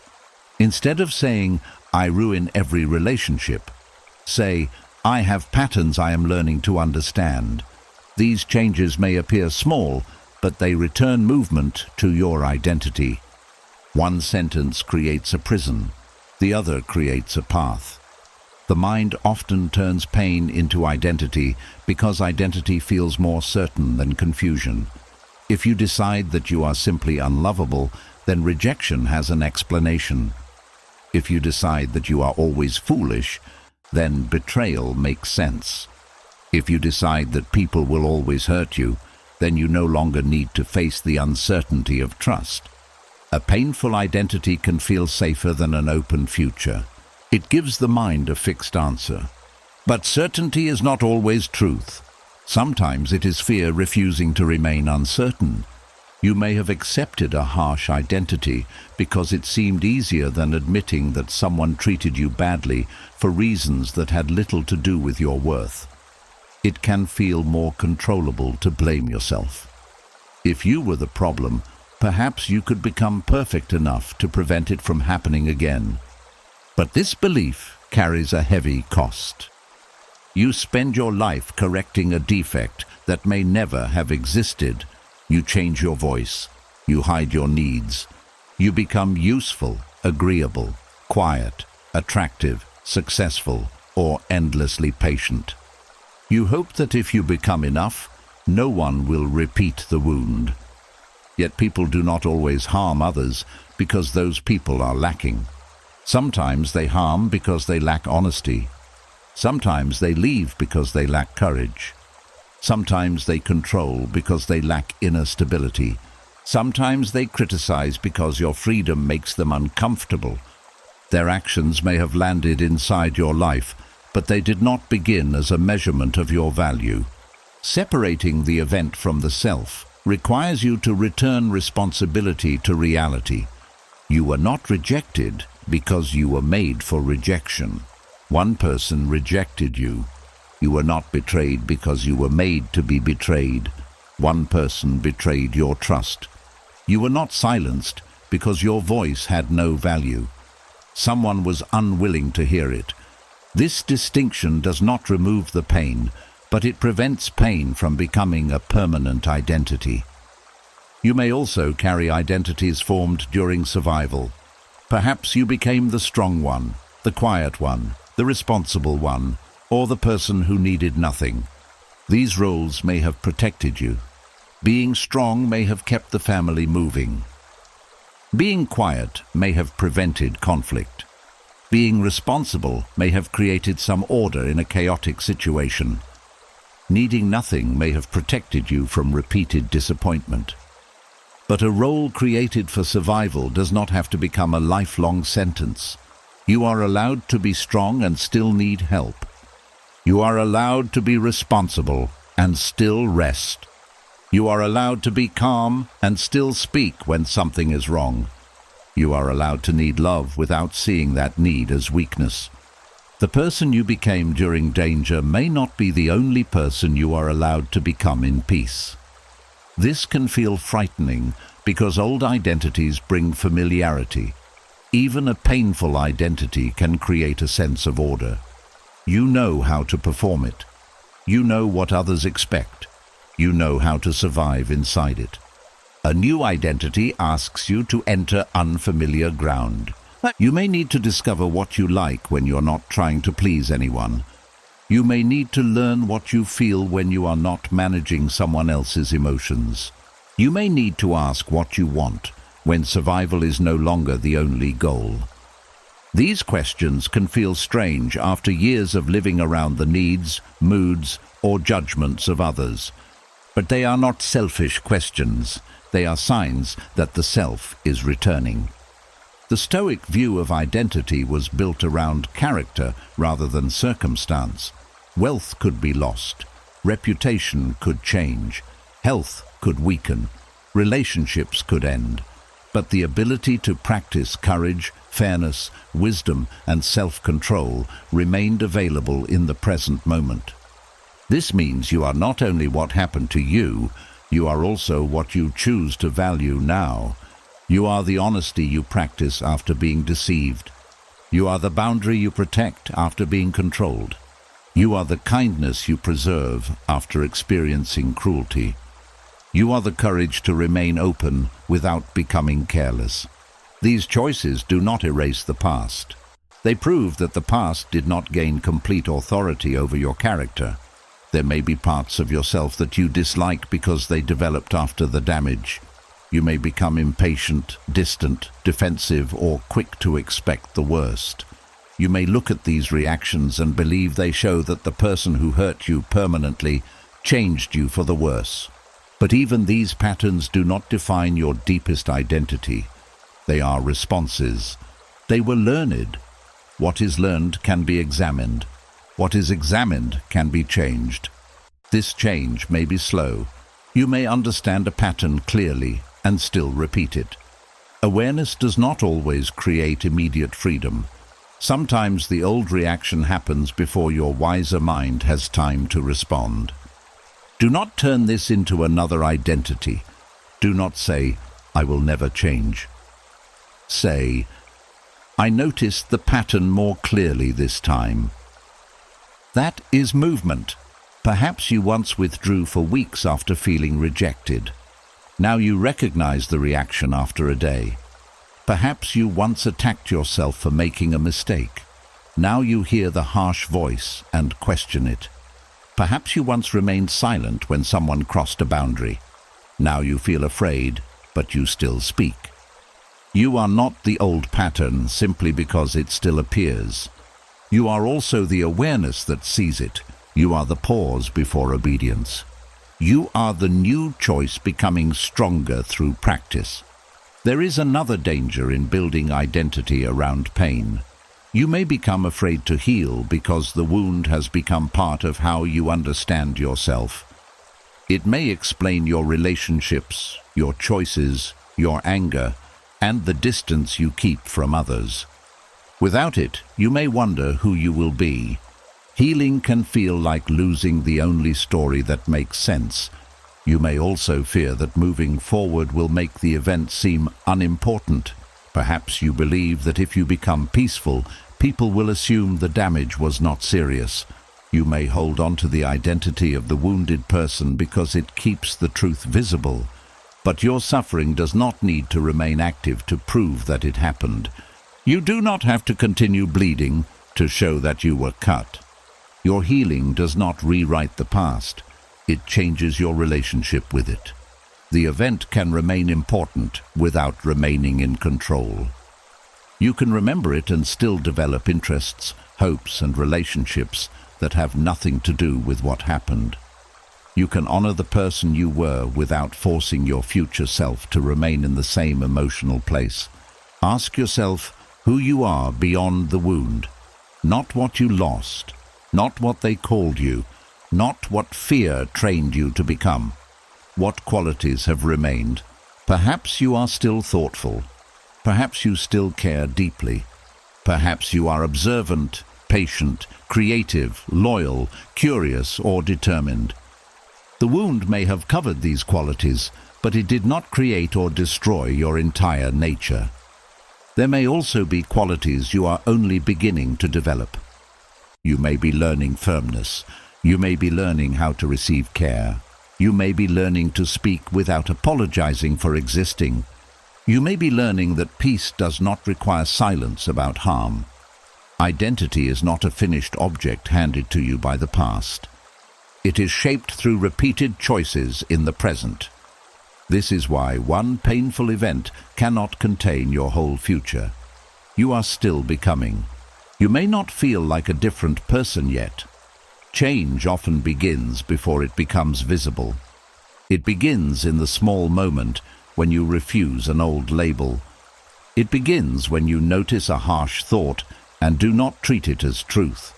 It begins when you act according to who you want to be rather than who fear says you are. Tonight, separate the facts from the identity. The fact may be that you were harmed. The identity is not that you are permanently damaged. The fact may be that someone left. The identity is not that you are always left behind. The fact may be that you trusted the wrong person. The identity is not that your judgment has no value. The fact may be that you struggled. The identity is not that you are weak. Let the event become one chapter instead of the title of the entire book. You are not only the person who endured. You are also the person who observes, learns, chooses, and continues. You are not the insult that entered your mind. You are the awareness that can question it. You are not the abandonment. You are the person still capable of belonging. You are not the damage. You are the life that remains beyond it. And as the boundary between your experience and your identity becomes clearer, another painful belief may finally be ready to loosen. The belief that your worth should still be measured through the eyes of the people who wounded you. And once you stop allowing the wound to define who you are, another difficult question appears. Why do you still look through the eyes of the person who taught you to doubt yourself? Their face may be gone, but their judgment remains. You enter a room and wonder whether you are good enough. You speak, then immediately question whether you said too much. You receive kindness and suspect that it will disappear once the other person sees the real you. You accomplish something meaningful, yet part of you still waits for the criticism that once followed every effort. This is what happens when another person's opinion becomes an inner mirror. You no longer need them to stand in front of you. You have learned to see yourself the way they saw you. Their disapproval becomes the standard. Their rejection becomes the evidence. Their inability to value you becomes the measure you use against yourself. But wounded eyes do not see clearly. A person looking through jealousy may reduce your strengths because your confidence threatens them. A person controlled by pride may treat your needs as weakness because acknowledging them would require change. A person who fears closeness may call you demanding simply because you asked for honesty. A person who needs control may describe your independence as disrespect. Their judgment may have sounded certain. Certainty does not make it true. Some people judge you according to what benefits them. They praise you when you are useful, quiet, available, and easy to manage. The moment you disagree, create a boundary, or choose yourself, their view changes. Suddenly you are selfish. Suddenly you are difficult. Suddenly you have changed. But perhaps what changed was not your character. Perhaps what changed was your willingness to disappear for their comfort. The Stoics understood that reputation lies partly outside our control. You may act with honesty and still be misunderstood. You may speak gently and still be called cruel by someone who wanted your silence. You may make a wise choice and still disappoint people who benefited from the unwise choice you made before. You cannot control every eye that looks at you. You can control whether those eyes become the final authority on your worth. This requires a different kind of courage. It is easier to leave a room than to remove someone's judgment from your mind. Their voice may have been repeated for years. It may have entered during childhood, when you had no way to question it. It may have come from a partner whose love mattered deeply. It may have come from a teacher, parent, friend, or relative whose approval felt necessary for belonging. When judgment comes from someone important, the mind often accepts it as truth. A child does not usually think, "This adult is emotionally limited." The child thinks, "Something is wrong with me." A person in love does not always think, "My partner is avoiding responsibility." They may think, "I am asking for too much." Someone who is repeatedly ignored may not think, "These people lack the ability to value me." They may think, "I must not be worth noticing." This is how another person's limitation becomes your identity. You carry their inability to love as evidence that you were unlovable.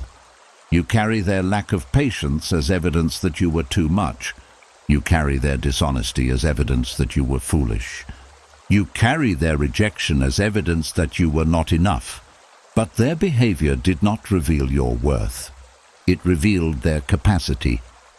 A person can stand before something valuable and fail to recognize it. Their blindness does not reduce the value of what they cannot see. You may have spent years trying to become visible to someone committed to misunderstanding you. You changed the way you spoke. You became more patient. You explained yourself carefully. You gave more than you could afford emotionally. You hoped that if you became kinder, quieter, stronger, more successful, or less demanding, they would finally look at you differently. But the eyes that wounded you may never become the eyes that heal you. This truth can bring grief. Part of you may still want their approval, even after everything. You may picture the day they finally recognize your value. You may want them to see your progress, your happiness, or the life you built without them. You may tell yourself that you have moved on while secretly hoping your growth will become a message they cannot ignore. This still places them at the center. You are improving, but they remain the imagined audience. You are succeeding, but their reaction remains the hidden reward. You are healing, but part of the healing is still being performed for the person who caused the wound. Freedom begins when your life no longer needs to prove anything to them. You do not need to become successful enough to make them regret losing you. You do not need to become beautiful enough to make them question their criticism. You do not need to become happy enough to make them feel defeated.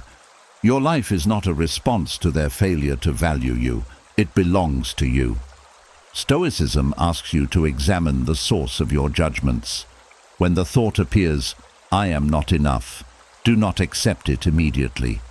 Ask where it came from. Who first made you feel that love had to be earned? Who taught you that mistakes made you unworthy? Who benefited when you believed your needs were unreasonable? Who became more comfortable when you doubted your own judgment? These questions are not meant to keep you focused on the past. They help you recognize that some beliefs were given to you. They were repeated until they became familiar, but they were never properly examined. Familiarity is not evidence. A thought can live inside you for 20 years and still be false.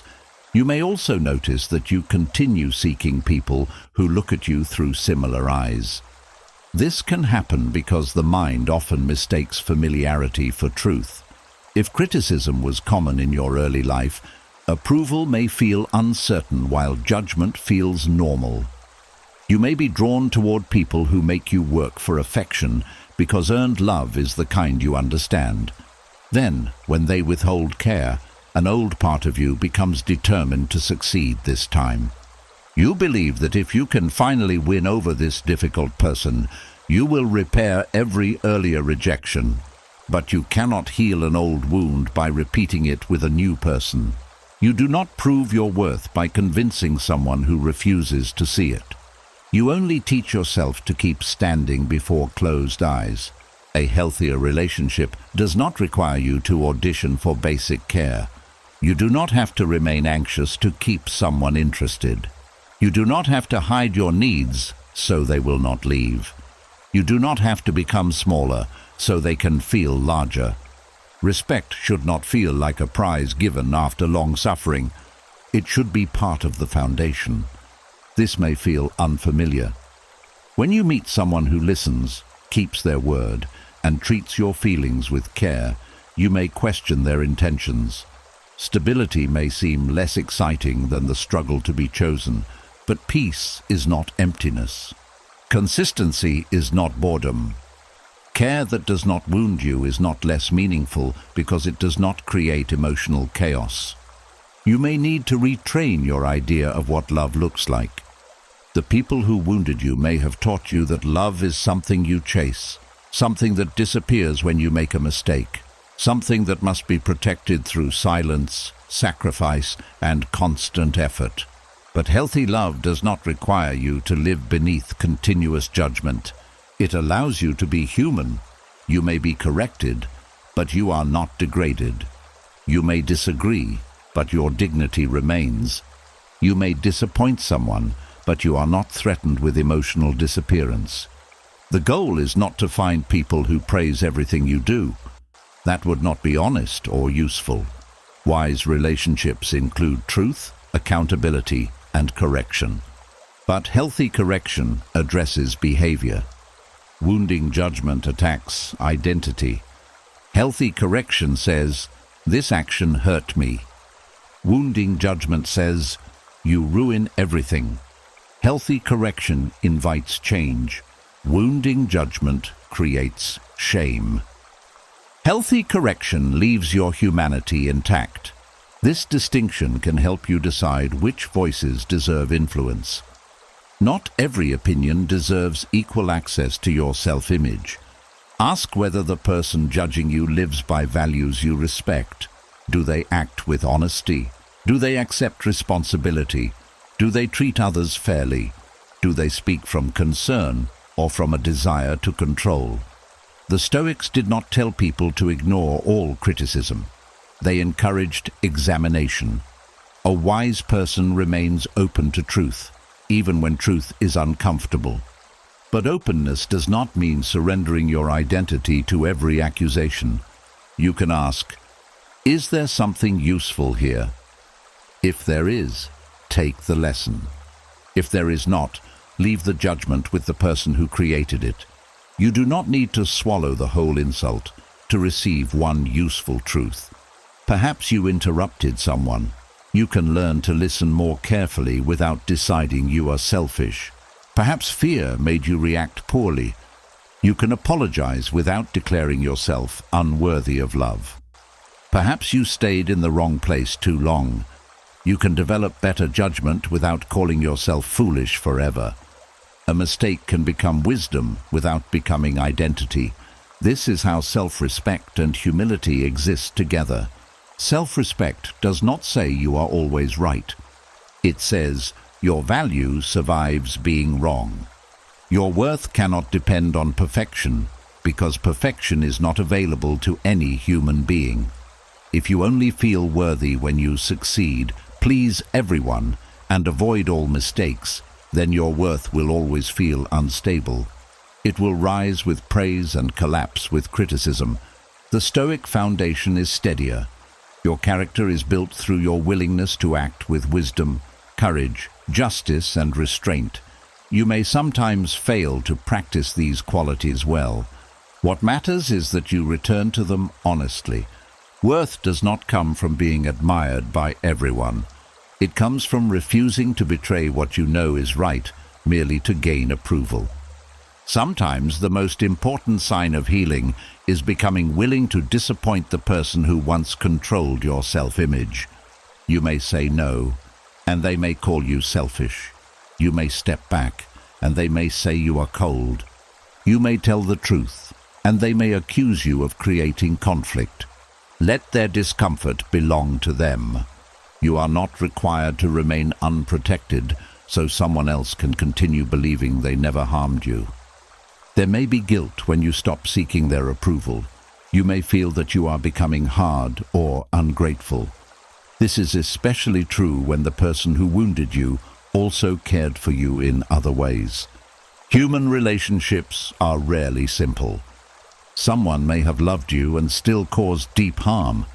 Someone may have supported you in one season and controlled you in another.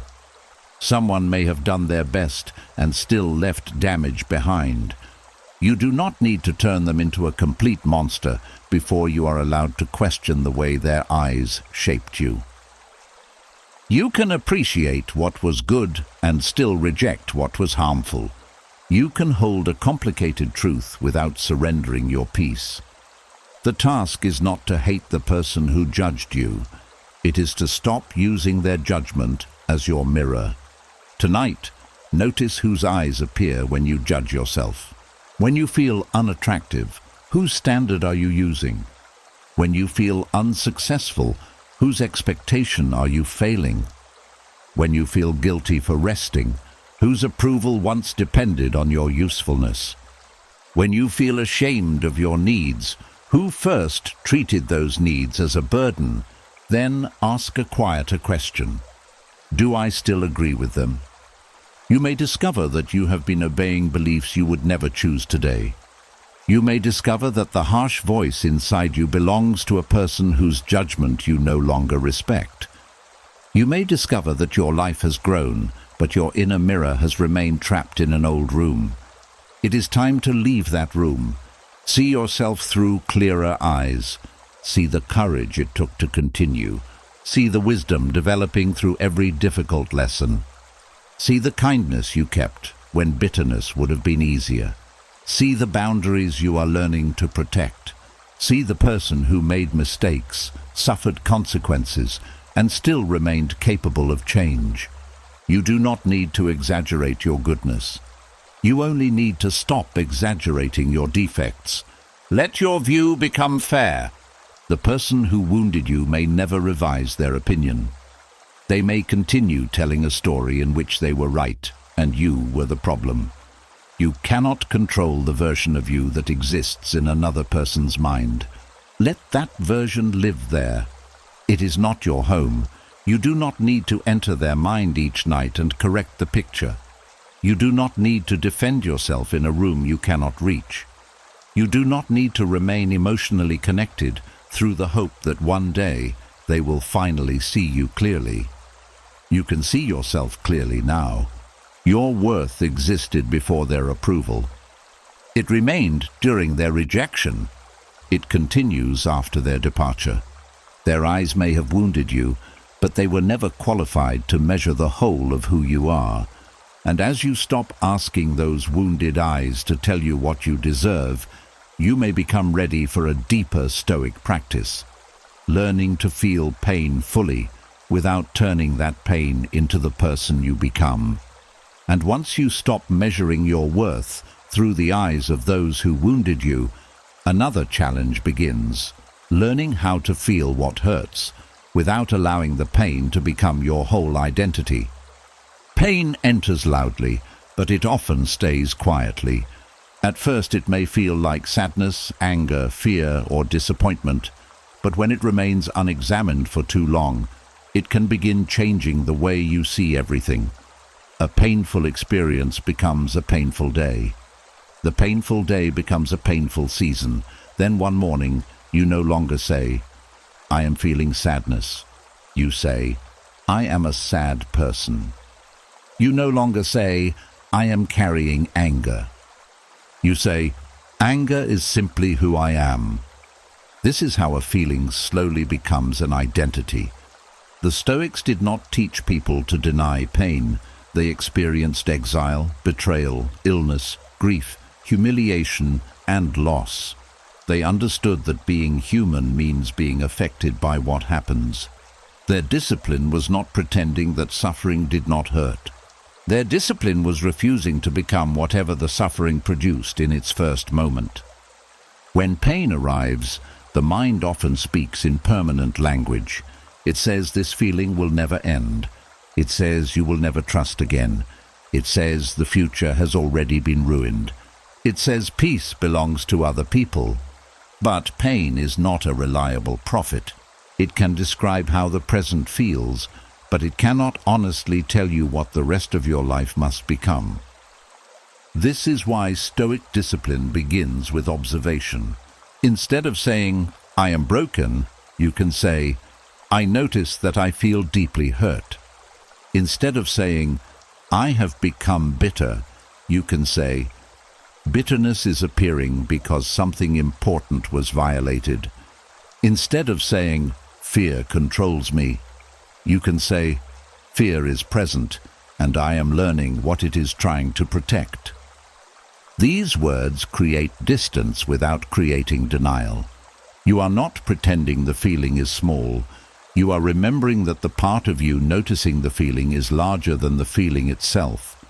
There is pain, and there is the awareness that can witness it. There is anger, and there is the judgment that can decide what to do with it.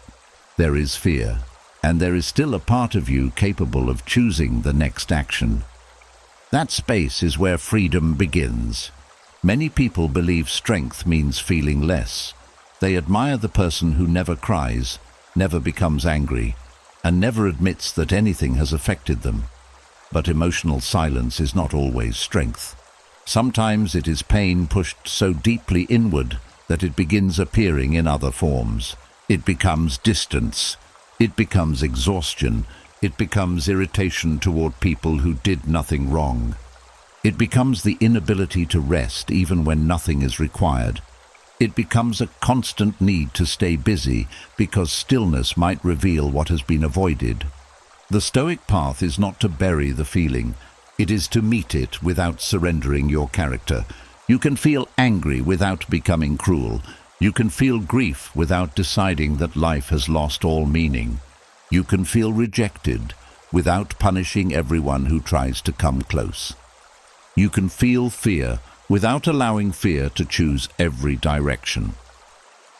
The feeling is real, but it does not deserve complete control. Consider anger. Anger often appears when you recognize that something was unfair.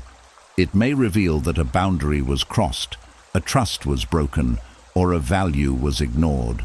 In this sense, anger can carry useful information, but anger becomes dangerous when it stops serving truth and begins demanding destruction.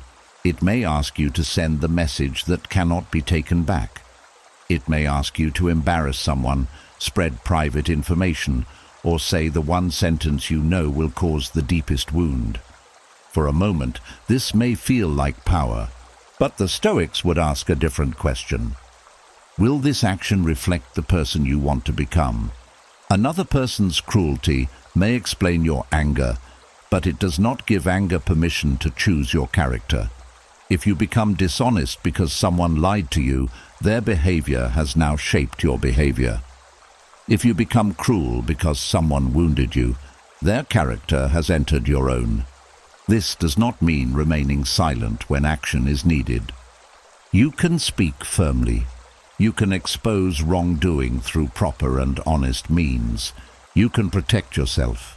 You can leave. You can refuse access. But the action should come from clear judgment, not from the need to make another person suffer. Justice and revenge can look similar from a distance. The difference is found inside your purpose. Justice seeks protection, truth, and proper responsibility. Revenge seeks relief through another person's pain. One restores order. The other keeps you emotionally tied to the injury. Stoic discipline allows the first emotion to speak, but it does not allow that emotion to make every decision. Grief requires the same care. When something or someone important is lost, Grief may enter every part of the day. Ordinary things become reminders. Familiar songs carry unexpected weight. A quiet room feels different because of an absence no one else can see. You may wish you could stop feeling it. You may believe that acceptance means the grief should disappear. But grief does not always leave when understanding arrives. Sometimes love continues expressing itself through sadness because it has nowhere else to go. The Stoic answer is not to treat grief as an enemy. It is to remember that grief is an experience moving through you, not the permanent definition of your life. You can miss someone and still notice the warmth of the sun. You can mourn what ended and still care about what remains. You can carry love for the past without refusing every future joy. This is not betrayal. Feeling peace does not mean the loss mattered less. Laughing again does not erase the tears. Living fully does not dishonor what you loved. Pain sometimes tells you that recovery would make the past unimportant. It asks you to remain wounded as proof that the bond, betrayal, or loss was real. But continued suffering is not the only evidence of love. The wisdom you carry can be evidence. The way you treat others can be evidence. The values you protect because of what you learned can be evidence. You do not need to remain trapped inside the emotion to honor its source. Fear can become an identity in the same way. After being harmed, you may begin describing yourself as a fearful person.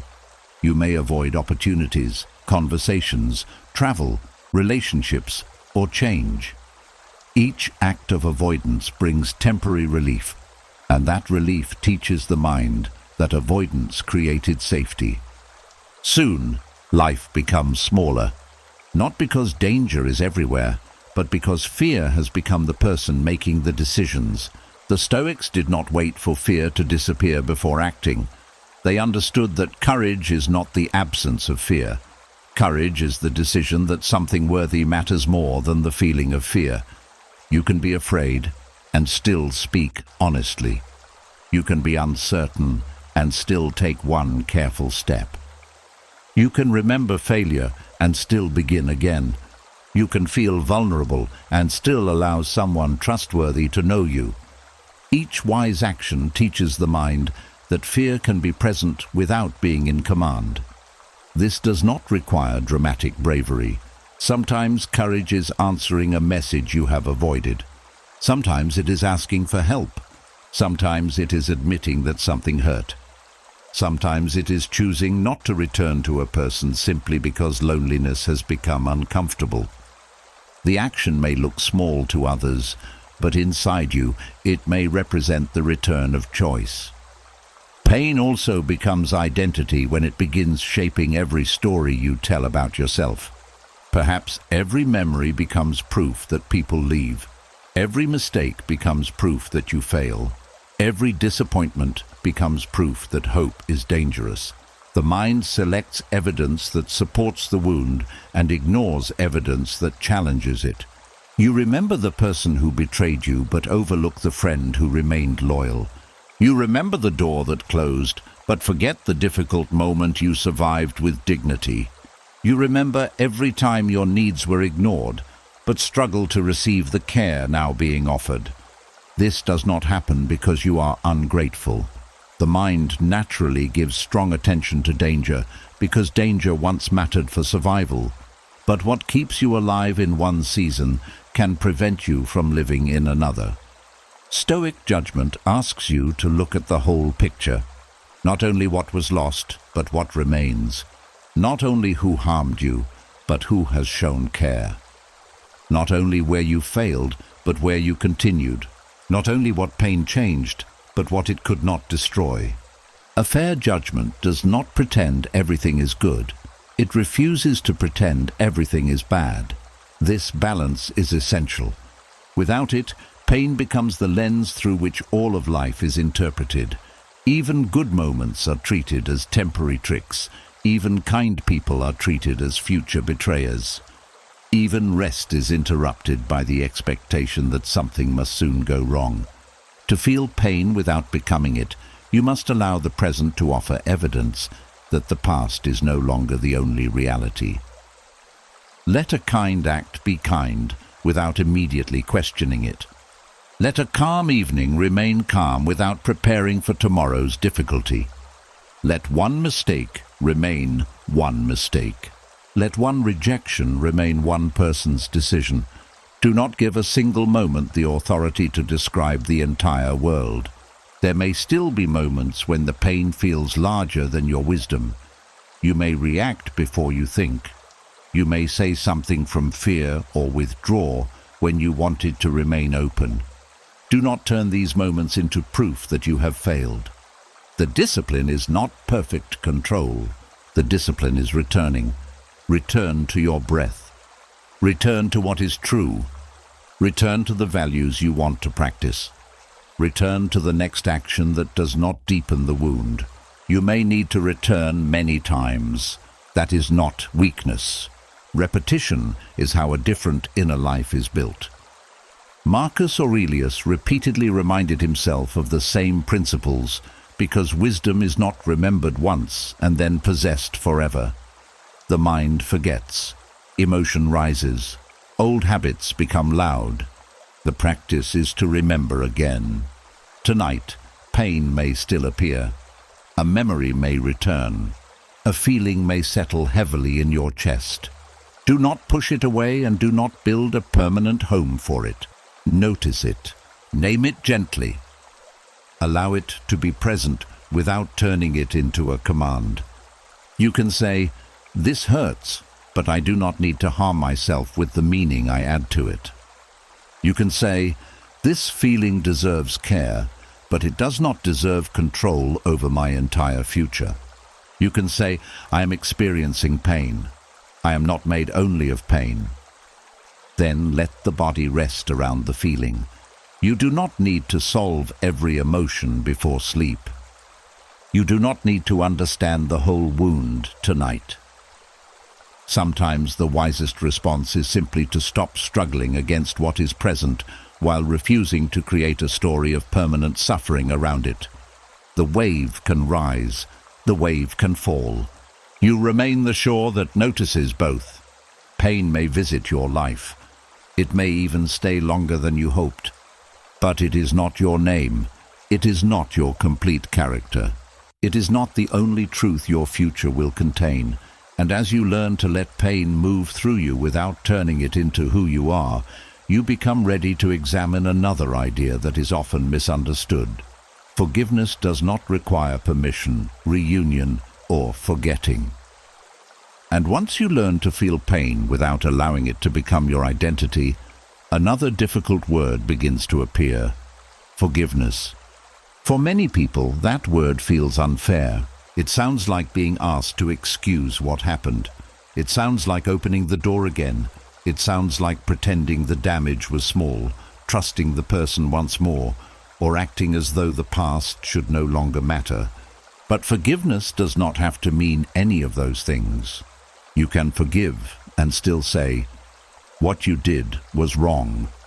You can forgive and still keep the boundary. You can forgive and never return to the relationship. You can forgive and remember clearly what the experience taught you. Forgiveness is not permission. It does not turn cruelty into a misunderstanding. It does not make betrayal acceptable. It does not remove responsibility from the person who caused the harm. If someone lied, the lie remains a lie. If someone abused your trust, that choice remains part of their character. If someone repeatedly ignored your dignity, forgiveness does not require you to pretend that respect existed. Truth must remain truth. The Stoics believed that clear judgment matters. You cannot build peace by calling harm harmless. Denial may create temporary quiet, but it does not create wisdom. Real forgiveness begins only after you stop lying to yourself about what happened. You are allowed to name it. You are allowed to admit that it changed you. You are allowed to recognize that the person failed you. Forgiveness does not erase the record. It changes what you continue carrying from it. For a long time, Anger may have felt necessary. It may have helped you survive. It reminded you that the treatment was wrong when others tried to make you doubt yourself. It gave you strength to leave, speak, protect yourself, or stop accepting what had become unbearable. Anger can be a guard at the door, but a guard is not meant to follow you into every room for the rest of your life. There comes a point when anger stops protecting the wound and begins keeping the wound open. You think of the person and feel your whole body prepare for battle. You hear their name and lose the calm of the present. You imagine their happiness and feel that life has insulted you again. They may no longer have access to your home, your time, or your life, but anger gives them access to your nervous system. Forgiveness begins when you decide that their actions have taken enough. This does not mean you must feel warmth toward them. You may never feel affection again. You may not wish to speak to them, see them, or hear about their life. Forgiveness is not a demand for emotional closeness. It is the decision to stop feeding the connection through resentment. Hatred can keep people tied together as strongly as love. When you hate someone intensely, your attention still circles around them. You continue thinking about what they deserve, what they should lose, and whether they have suffered enough. The relationship has ended in reality, but it continues through resistance. Forgiveness loosens that bond.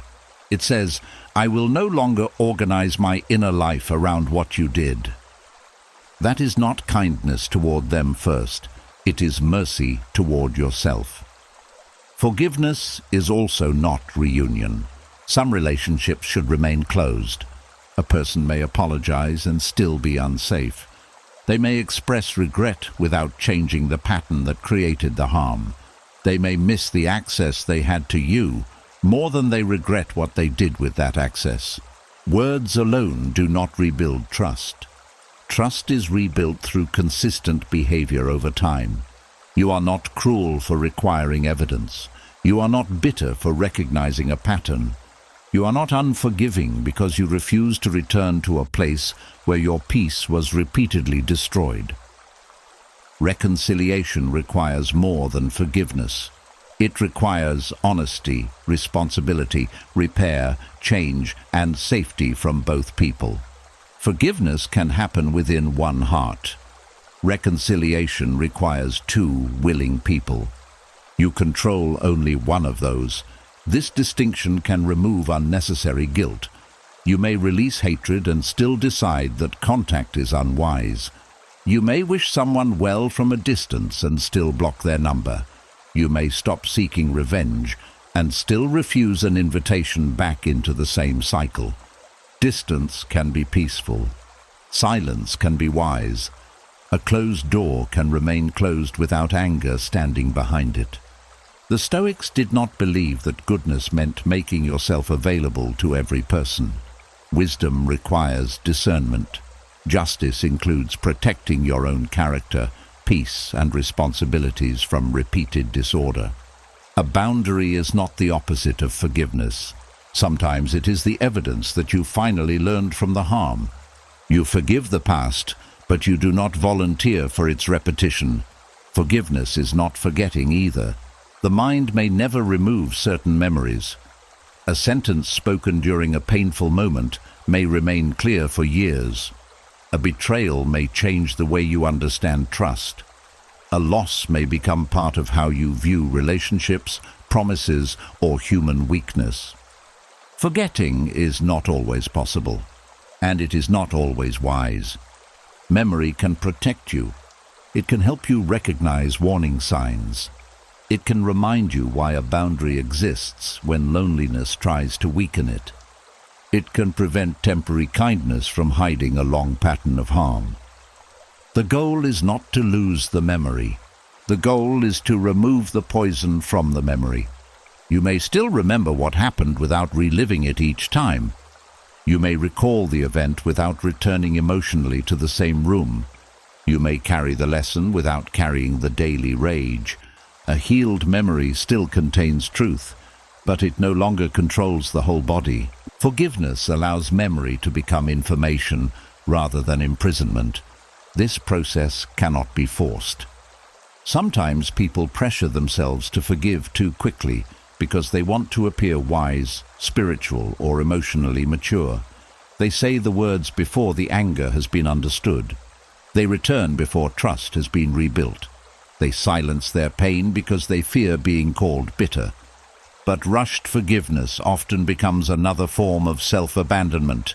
It protects everyone except the wounded person. You do not have to forgive on someone else's schedule. You do not need to perform peace so other people can feel comfortable. You are allowed to take time to understand what was lost, what must change, and what safety now requires. Forgiveness that ignores truth is not peace. It is pressure wearing peaceful language. The Stoic approach does not ask you to produce a feeling on command. Feelings often arrive slowly. It asks you to examine what you choose to practice.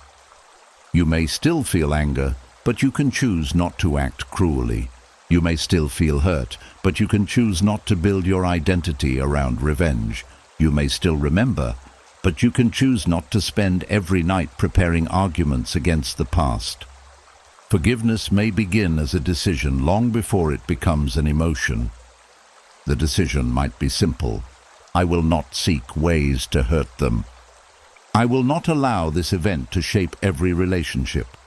I will not keep reopening the wound to prove that it mattered. I will leave judgment where it belongs and return my attention to my own life. You may need to repeat that decision many times. One day you may feel free. The next day, an old memory may bring anger back. This does not mean forgiveness failed. It means the mind is still learning a new response. Forgiveness is not one dramatic moment. It is often a series of small releases. You release the need to hear them admit everything. You release the fantasy of making them feel your pain. You release the hope that everyone will eventually take your side. You release the belief that their suffering is necessary for your healing. Each release returns energy to you. This does not remove the desire for proper accountability. When action is still needed, forgiveness does not require passivity. You can report wrongdoing, seek justice, protect others, or state the truth clearly without being controlled by personal hatred. Accountability and forgiveness can exist together. One addresses the action. The other addresses what you continue carrying inside. You can want consequences because consequences may protect people and restore order. But you do not need to make your inner peace depend on seeing the person emotionally destroyed. The Stoic seeks justice without becoming consumed by revenge. That balance protects character. Someone else may have acted without wisdom, but you do not have to join them there. Forgiveness may become especially difficult when the person never apologized. You may feel that releasing anger gives them something they did not earn. But forgiveness is not a gift placed in their hands. They may never know it happened. They may never benefit from it. They may continue telling the same dishonest story. Your forgiveness does not change their character. It changes the amount of space their character occupies inside you. You are not saying they deserve release from responsibility. You are saying you deserve release from constant emotional attachment. The debt may remain morally real, but you stop using your own peace as the place where the debt is stored. Forgiveness also does not mean trusting yourself less. In fact, it may require greater self-trust. You trust yourself to remember the lesson. You trust yourself to notice repeated patterns. You trust yourself to leave when respect disappears. You trust yourself not to confuse loneliness with evidence that the relationship has become safe. This is what makes release possible. You no longer need anger to guard the door every hour because wisdom has learned where the door should remain closed. There may be grief inside forgiveness. You may have to accept that the relationship cannot become what you hoped. You may forgive the person while mourning the parent, friend, partner, or family member you needed them to be. Forgiveness does not remove that loss. It allows you to stop bargaining with it. You stop waiting for the past to become different. You stop returning to the same empty place with new expectations. You accept that love may have existed, but it was not enough to create safety. You accept that someone can matter to you and still be wrong for your life. This is a painful kind of clarity, but it is also freedom.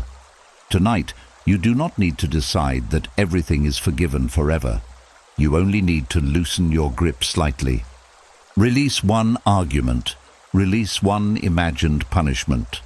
Release one hope that their regret will repair your worth. Let forgiveness begin as rest from the fight. You can keep the truth. You can keep the lesson. You can keep the boundary. But you do not have to keep the poison. What happened remains wrong. The door may remain closed. The memory may remain clear. And still, your heart can stop living as a courtroom. Forgiveness is not permission for them to return. It is permission for you to continue. It is not reunion with the person who caused the wound. It is reunion with the part of yourself that became lost inside the anger. It is not forgetting what happened. It is remembering without allowing the memory to rule every peaceful moment that comes after it. And as forgiveness begins to separate release from return, you may finally be ready to grieve something even deeper. Not only the person who hurt you, but the person you spent years hoping they would become. And once forgiveness no longer means reopening the door, a deeper sorrow may finally come forward. The grief for the person you kept hoping they would become. Sometimes you are not only mourning what happened, you are mourning what never happened. You are mourning the apology they never learned to give, the protection they never offered, the kindness that appeared only in small moments, then disappeared when you needed it most. The relationship you kept trying to reach beneath the one you actually had. This kind of grief can remain hidden for years because the person may still be alive. They may still call, speak, laugh, and move through the world. Others may not understand why you feel loss when no funeral took place and no official ending was announced. But there are many ways to lose someone. You can lose the parent you needed while still having a parent.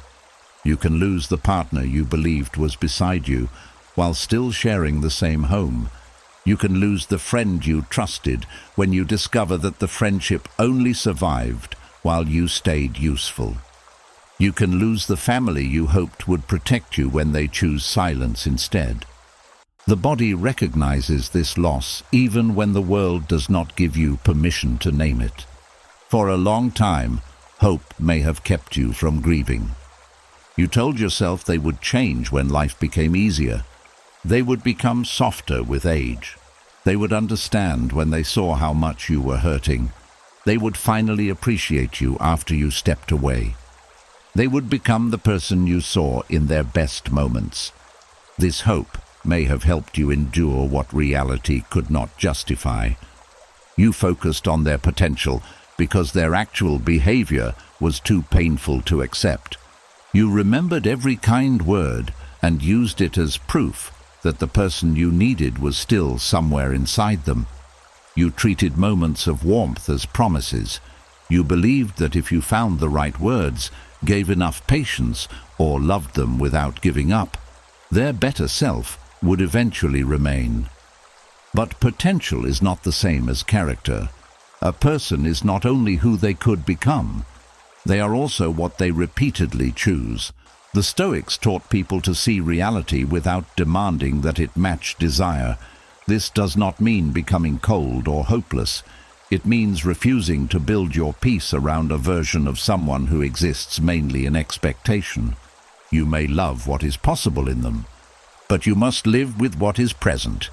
This is one of the hardest forms of wisdom, because the imagined person often feels more real than the actual one. You have spoken to them in your mind. You have pictured the conversations you would have if they became honest. You have imagined the family gatherings without tension, the apology without excuses, and the closeness without fear.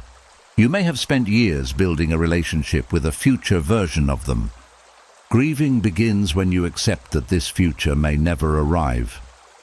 That acceptance can feel like betrayal. You may believe that giving up hope means giving up on the person. You may feel disloyal, especially if they are family. You may tell yourself that good people remain patient, that love never gives up, or that everyone deserves another chance. But endless hope can become a refusal to face truth. There is a difference between allowing someone room to grow and organizing your entire life around the possibility that they might. Growth must be chosen by the person who needs to change. You cannot choose it for them. You cannot carry enough patience to replace their accountability.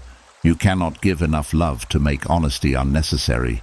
You cannot sacrifice enough of yourself to create maturity in someone who refuses to examine their behavior. Their potential belongs to them. Your life belongs to you. Mourning the person you needed means accepting that your need was valid even if they could not meet it. Perhaps you needed protection. Perhaps you needed someone to believe you.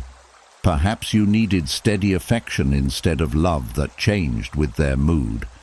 Perhaps you needed guidance without humiliation. Perhaps you needed an adult who could take responsibility rather than making you carry the emotional weight of the whole relationship. Those needs were not excessive. They were human. The fact that someone could not meet them does not mean you asked for too much. Sometimes children grow up believing that their needs cause the disappointment. They think they were too sensitive, too demanding, too emotional, or too difficult. They do not yet understand that adults can be limited, frightened, selfish, wounded, or emotionally absent. So the child adapts. They become quiet. They become useful. They stop asking. They learn to accept small signs of care as though they are enough. Years later, the body may still be waiting for the love that should have arrived earlier. You may continue seeking it from the same person, hoping that one good conversation will repair decades of absence. But some needs cannot be met by returning repeatedly to the place where they were ignored. At some point, grief must replace bargaining. Grief says, "I needed something real, and I did not receive it." It does not soften the truth. It does not create excuses. It allows the loss to become clear enough that healing can finally begin. This grief may include anger. You may feel angry for the years spent trying. Angry that you learned to doubt your needs. Angry that other people received a version of them you rarely saw. Angry that they could appear kind in public while making you feel small in private. Do not rush to remove this anger. It may be part of seeing clearly, but do not let it become the only way you stay connected. Anger can keep you standing before the same closed door, demanding that it open. Grief eventually allows you to turn around. Turning away does not mean the door should have remained closed. It means you have stopped sacrificing your life beside it. There may also be love inside this mourning. That can make everything more confusing. You may still care about them. You may remember moments when they tried. You may understand the pain that shaped them. You may see the frightened, wounded person beneath their behavior, but compassion does not require confusion. You can understand their wounds and still admit that they wounded you. You can remember their good qualities and still recognize that the relationship was not safe. You can love someone and stop expecting them to become capable of the love you need. These truths can exist together. Human beings are rarely entirely good or entirely cruel. The person who failed you may also have made sacrifices. They may have provided in practical ways while remaining emotionally absent. They may have loved you, but lacked the courage, wisdom, or stability to love you well. You do not need to erase everything good to justify your grief. The grief exists because the good was not enough to create what you needed. Stoic clarity does not demand hatred. It asks for accuracy. See what they gave. See what they withheld. See what they tried to become. See what they repeatedly chose instead. Then stop asking one side of the truth to cancel the other. Mourning also means releasing the role you kept playing in their possible transformation. Perhaps you became the patient one, the forgiving one, the peacemaker, or the person who always returned after conflict. You believed that your consistency would teach them consistency. You believed that your honesty would make them honest. You believed that your loyalty would make them value loyalty. But your character cannot perform their growth. You can offer an example. You cannot force another person to follow it. There may be freedom in admitting that their becoming is no longer your responsibility. You do not have to explain one more time. You do not have to create one more opportunity for them to understand. You do not have to keep proving that you are worth treating well. The relationship may remain limited. Contact may become smaller. The emotional distance may grow, or the connection may end completely. Whatever form reality takes, you are allowed to stop building your inner life around who they might one day become. This is not punishment, it is acceptance. Acceptance is often misunderstood as approval, but acceptance simply means recognizing what is present without continuing to argue with it. You can accept that someone is emotionally unavailable without approving of the pain they caused. You can accept that they may never apologize without deciding that an apology was unnecessary. You can accept that the relationship cannot become what you wanted without pretending you never wanted it. Acceptance ends the struggle with reality. Grief helps the heart follow. Tonight, you may need to mourn conversations you never had, the encouragement you waited for, the safety you deserved, the version of home that never truly existed. Let the loss be real. Do not minimize it simply because the person is still alive. Do not tell yourself that you should be grateful for whatever little you received. Gratitude and grief can exist together. You can appreciate what was offered and still mourn what was missing. You may also need to mourn the version of yourself who kept waiting, the one who believed that one more effort would finally be enough, the one who returned after every disappointment, the one who defended the person to others because admitting the truth felt too painful. Do not judge that version of you. They were protecting hope because hope felt necessary. They were trying to preserve connection. They were doing what they knew how to do. Thank them for surviving, then allow them to rest. You no longer need to keep the same hope alive in the same form. Hope can change direction. Instead of hoping they become the person you need, you can hope to build a life where your needs are no longer dependent on their transformation. You can hope for relationships based on consistency. You can hope for inner peace that does not rise and fall with their behavior. You can hope to become the steady presence for yourself that you once searched for in them. This is not a smaller hope. It is a hope placed where your choices can reach it. The person you needed may never fully appear, but the care you needed is not gone from the world. It may come through trustworthy friends, wise mentors, supportive family members, or the quiet way you learn to protect and comfort yourself. No new person can perfectly replace what was missing. Some losses remain unique, but your future does not have to remain empty because one person could not fill the role they were given. Tonight, let yourself stop negotiating with their potential. Release the future conversations in which everything is finally repaired. Release the belief that your peace must wait for their growth. Release the responsibility for becoming lovable enough to awaken love in someone who remained closed. Mourn the person you needed. Mourn the relationship that should have been. Mourn the years spent waiting. Then let the grief slowly make room for truth. They may never become who you hoped they would be, but you no longer have to remain who you became while waiting. And once you stop waiting for someone to become the person you needed, another painful task begins, learning to trust the person inside you who once believed them. Betrayal does more than damage trust in another person. It can damage trust in your own eyes. You look back and question everything. How did I not see it? Why did I believe them? Why did I ignore that feeling? Why did I stay after the first warning? The mind begins collecting every missed sign and using it as evidence that your judgment cannot be trusted. You may start believing that other people understand situations better than you do. You ask for endless opinions before making simple decisions. You doubt your feelings, your memories, and even the discomfort that rises inside your body. The person betrayed you once. Then self-doubt teaches you to betray yourself every day afterward. This is one of the deepest effects of dishonesty. You no longer fear only what others may do. You fear that you will fail to recognize it again. But trusting someone who deceived you does not mean you lacked intelligence. Deception works because something was hidden. A lie is designed to look like truth. Manipulation often arrives through affection, promises, explanations, and carefully chosen moments of kindness.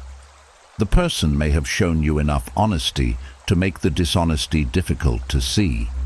They may have denied your concerns with such confidence that you began questioning yourself. You were making decisions with incomplete information. Do not judge your past choices as though you knew then what you know now. That is not wisdom. It is unfairness toward the person you used to be. Perhaps there were warning signs. Perhaps a quiet part of you noticed that something felt wrong. But human beings do not make decisions from instinct alone.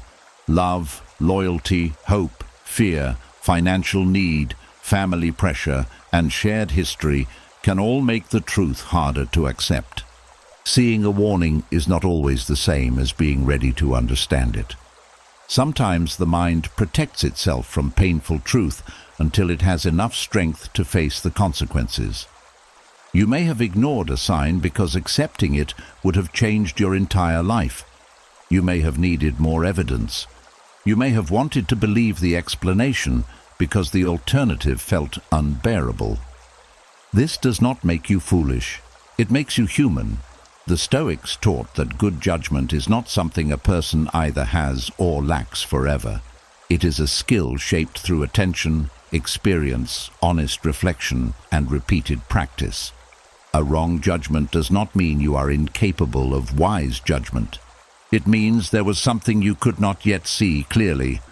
Wisdom is not never being deceived. Wisdom is learning how deception reached you without turning the lesson into hatred toward yourself. Begin by separating what you were responsible for from what belonged to the other person. You were responsible for asking questions, observing behavior, and making choices with the information available. They were responsible for whether the information they gave you was honest. You were responsible for offering trust carefully. They were responsible for whether they respected that trust. You were responsible for your promises. They were responsible for theirs.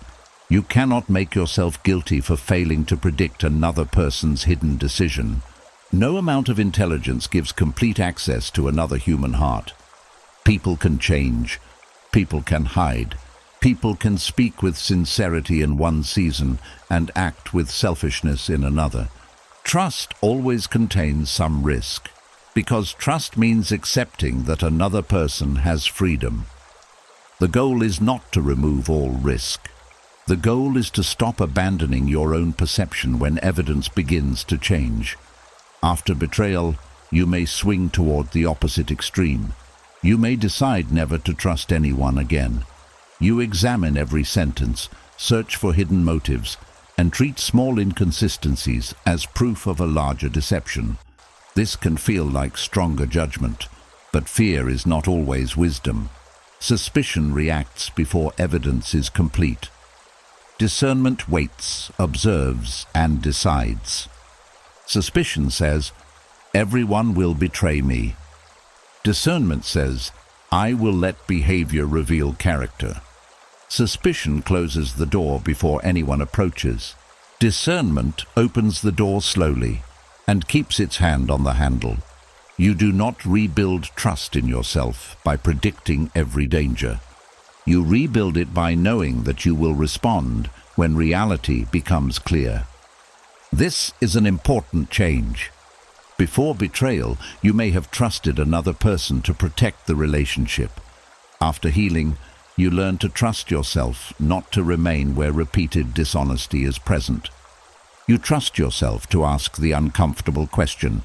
You trust yourself to notice when words and actions do not match. You trust yourself to stop explaining away the same pattern.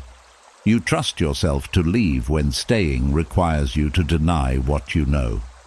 Self-trust does not promise that no one will deceive you again.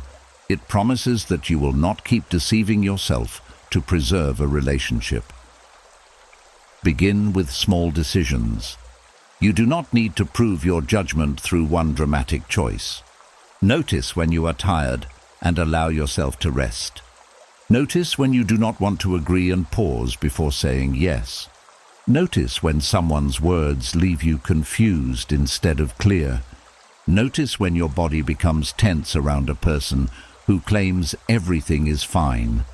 These signals are not final verdicts, but they are information. Listen without immediately dismissing them. For a long time, you may have been trained to believe that discomfort was a personal weakness. Someone may have called you insecure when you asked a fair question. They may have said you were overthinking when their behavior was inconsistent. They may have accused you of creating problems whenever you tried to discuss one.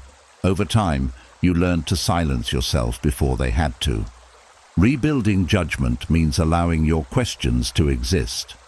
A healthy question is not an attack. A need for clarity is not control. Confusion deserves attention. If a relationship repeatedly requires you to ignore reality to keep the peace is not real. The Stoics valued reason, but reason does not mean ignoring emotion. Feelings can provide early information. Fear may reveal that something resembles an old danger. Anger may reveal that a boundary has been crossed. Unease may reveal that words and behavior are not aligned.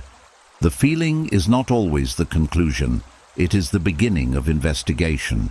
You can say, "I feel uneasy, so I will look more carefully." You do not need to say, "I feel uneasy, so this person must be guilty." This balance protects your judgment from both denial and fear. Facts matter, patterns matter, time matters. A single mistake may be human. Repeated dishonesty is a pattern. One forgotten promise may need a conversation. A life built on broken promises needs a decision. A person who accepts responsibility may deserve room to repair. A person who turns every concern against you is showing you something important. Your judgment becomes stronger when you stop focusing only on what people say and begin observing what their choices repeatedly create. Do you feel safe enough to speak honestly around them? Do their apologies lead to changed behavior? Do they become more respectful when you set a boundary, or more punishing? Do they bring clarity, or do they leave you doubting what you clearly experienced? These questions do not require you to read their mind. They ask you to observe the effect of their character. You may still make mistakes. You may trust someone who disappoints you. You may misunderstand a situation. You may leave too quickly once and stay too long another time. Self-trust is not the belief that every decision will be perfect. It is the belief that you can correct yourself without destroying yourself. When new information appears, you are allowed to change your mind. When a decision proves unwise, you can learn. When a boundary is too weak, you can strengthen it. When fear makes a boundary too rigid, you can adjust it. This flexibility is wisdom. A person who trusts their judgment does not need to pretend they are never wrong.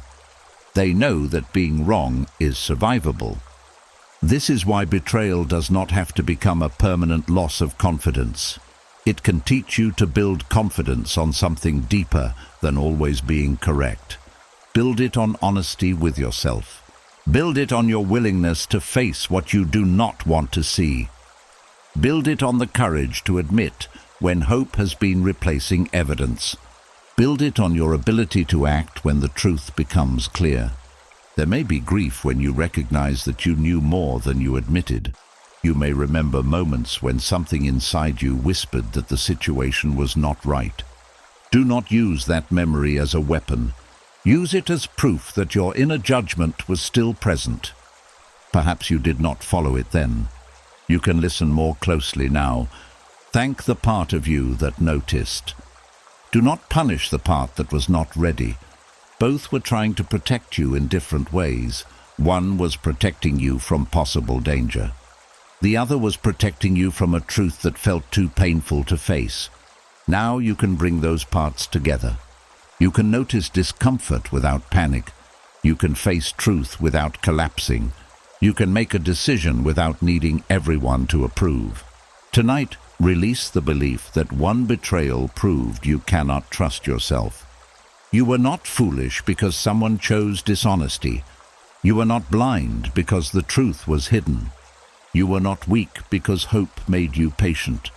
What matters now is not whether you saw everything perfectly then. What matters is whether you are willing to see clearly today. Trust your ability to pause. Trust your ability to observe. Trust your ability to ask. Trust your ability to leave when the answer becomes undeniable. You may never gain complete control over what another person chooses, but you can become a steady person who no longer leaves their own side when confusion enters. That is the trust betrayal tried to take from you, and that is the trust you can slowly rebuild. And once you begin trusting your own judgment again, another hidden struggle may come into view. The exhausting need to convince other people that your pain was real. You may have explained what happened many times. You described the words they used. You repeated the events in the correct order. You showed how their behavior changed you. You searched for clearer language, stronger evidence, and the perfect example that would finally make someone understand. Still, they questioned you. They minimized it. They defended the person who caused the harm. They told you that you misunderstood, remembered incorrectly, reacted too strongly, or should have moved on by now. So you kept explaining, not because you enjoyed returning to the pain, but because being believed felt connected to being healed. Somewhere inside, you began thinking that if others finally agreed that you were hurt, then you would be allowed to trust your own experience. But your pain does not become real only after someone approves it. The Stoics understood that other people's opinions are outside your control. You can speak truthfully and carefully, but you cannot force another person to listen with courage. You cannot make them understand something they are emotionally committed to denying. Some people refuse to believe you because believing you would cost them something. They may have to change how they see a person they admire. They may have to admit that they ignored signs. They may have to recognize that they benefited from your silence. They may have to confront their own failure to protect you. Denial is often easier than responsibility. When someone minimizes your experience, it may reveal more about what they are unwilling to face than about the truth of what happened. You do not need to keep placing your wound before people who treat it like a debate. Pain is not a performance. You should not have to make it dramatic enough to earn care. You should not have to cry in the right way, remember every detail perfectly, or speak without emotion before someone decides you are believable. Human beings do not always tell painful stories in a perfect order. Stress can disturb memory. Fear can make speech uneven. Years can blur dates while leaving the emotional effect painfully clear. You may remember how you felt more clearly than the exact words that were spoken. You may recall certain moments with sharp detail, while other parts remain uncertain. That does not automatically make your experience false. It means you are remembering something difficult through a human mind. The need to prove your pain often grows after repeated invalidation. Perhaps every time you expressed hurt, someone argued with your feelings. They told you that you were too sensitive. They focused on their intention instead of the impact of their actions.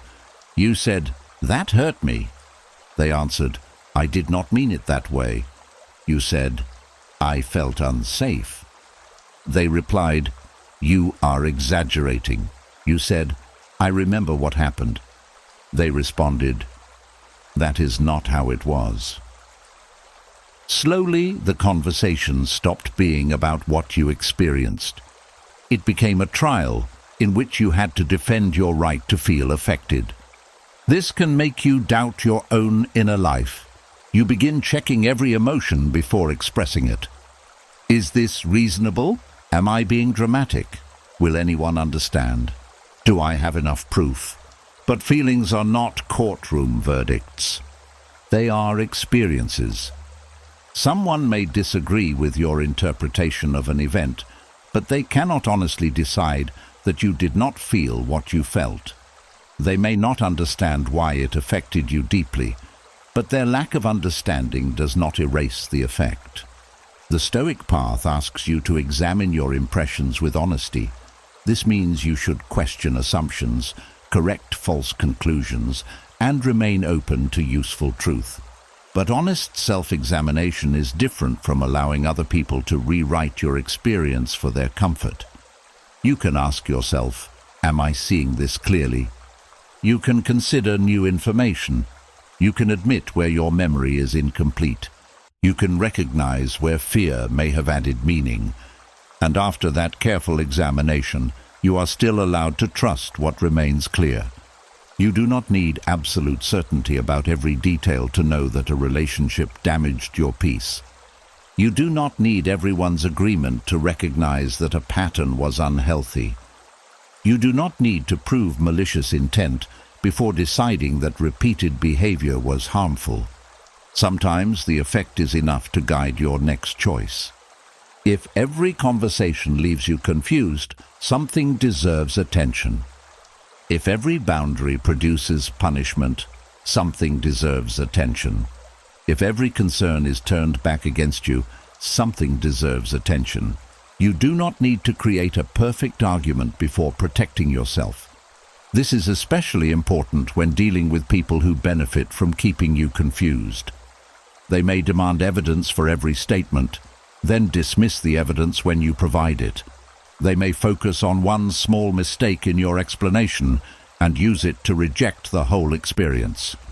You say they repeatedly ignored you. They name one day when they listened. You say they often humiliated you. They remind you of one compliment. You say the relationship made you feel unsafe. They insist that they never intended physical harm. The conversation becomes endless because the standard of proof keeps changing. You cannot win a trial in which the other person is both the accused and the judge.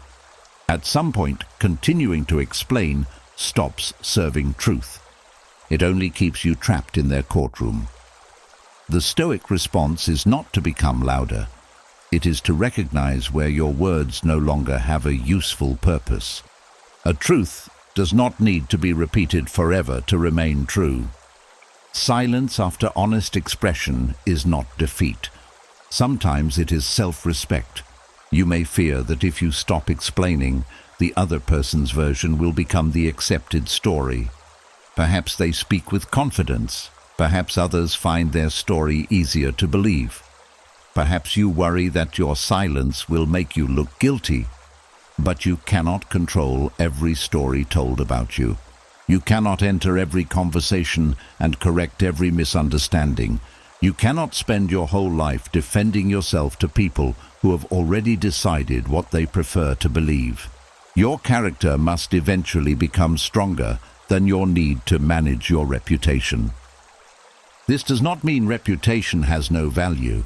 False claims can cause real harm, and there are times when speaking clearly, keeping records, seeking support, or using proper channels is wise. But even when you do everything correctly, you may not control the final judgment. Stoic peace begins when you fulfill your responsibility without demanding control over the response. Tell the truth where truth can protect you or others. Provide evidence where evidence is required. Correct serious falsehoods when a useful path exists. Then recognize the limit of your power. You cannot force honesty into a person who needs the lie. You cannot force courage into people who prefer comfort. You cannot force understanding into a mind that has closed itself. This acceptance may feel painful because the need to be believed is deeply human. Being witnessed can help pain feel less lonely. A compassionate listener can remind you that you are not imagining everything and that your feelings deserve care. There is nothing wrong with wanting this. The problem begins when you seek validation from the same people who repeatedly deny you. You return to the closed door, hoping it will open differently this time. You explain more softly. You explain more firmly. You use different words. You remove emotion. You add emotion. Still, nothing changes. The door remains closed because the problem was never the quality of your explanation. The problem was their unwillingness to receive it.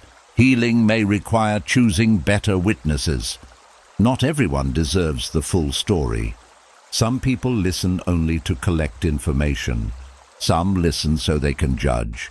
Some listen because they enjoy feeling important, but disappear when support requires effort. A trustworthy witness does not demand that you perform your pain. They do not rush to question every detail or make the story about their own discomfort. They can hold uncertainty without turning it against you. They may ask thoughtful questions.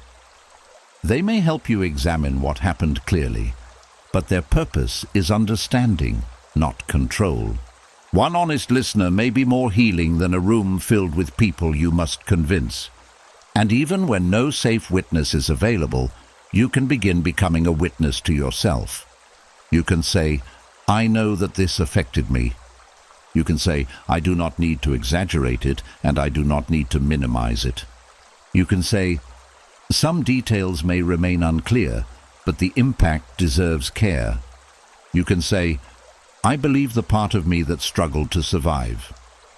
This is not refusing all correction. It is refusing automatic self-rejection. For years, you may have treated everyone else's doubt as more reliable than your own experience. Someone questioned you, and you immediately questioned yourself. Someone defended the person who harmed you, and you assumed they must know something you did not. But confidence is not evidence. A person can deny the truth with complete certainty. A group can agree with one another and still be wrong. Popularity does not transform falsehood into fact. The Stoics valued reason because crowds are easily shaped by comfort, loyalty, fear, and appearance. They understood that a wise person sometimes has to stand quietly with the truth before others recognize it. You may never receive public confirmation. There may be no moment when everyone gathers and says that you were right. The person may never confess. The family may never admit what it ignored. The friend may never apologize for taking the easier side. Can you still allow yourself to heal? This is the freedom waiting beneath the need to prove your pain. You stop making your recovery dependent on a verdict. You stop returning to people who repeatedly make you defend your humanity. You stop treating disbelief as evidence against yourself. You recognize that being misunderstood is painful, but it is survivable. You have survived the original wound. You can also survive someone else's refusal to understand it. Letting go of proof does not mean hiding the truth. It means becoming wise about where you place it. Speak where speech can create protection, accountability, connection, or clarity. Remain silent where words will only be twisted, mocked, or used to reopen the wound. This is not fear. It is discernment. You may also need to release the desire to make the person who harmed you feel the full weight of your pain. You explain because you hope that once they understand the damage, they will finally show remorse. But some people understand more than they admit. Their lack of apology may not come from confusion. It may come from pride, avoidance, or an unwillingness to face themselves. One more explanation cannot create a conscience for them.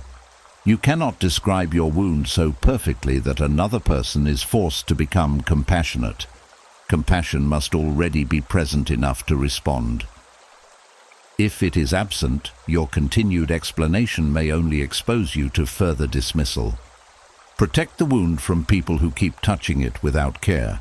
You do not owe everyone access to the most painful parts of your story. Privacy is not shame. Silence is not dishonesty. Choosing not to explain can be an act of dignity. Tonight, let go of the imaginary audience you have been trying to convince. Let go of the perfect speech. Let go of the evidence you keep arranging inside your mind. You do not need to spend another night preparing a case for people who are not listening. Your pain was real before anyone believed it. It remained real while they denied it. It will remain real even as you stop discussing it with them.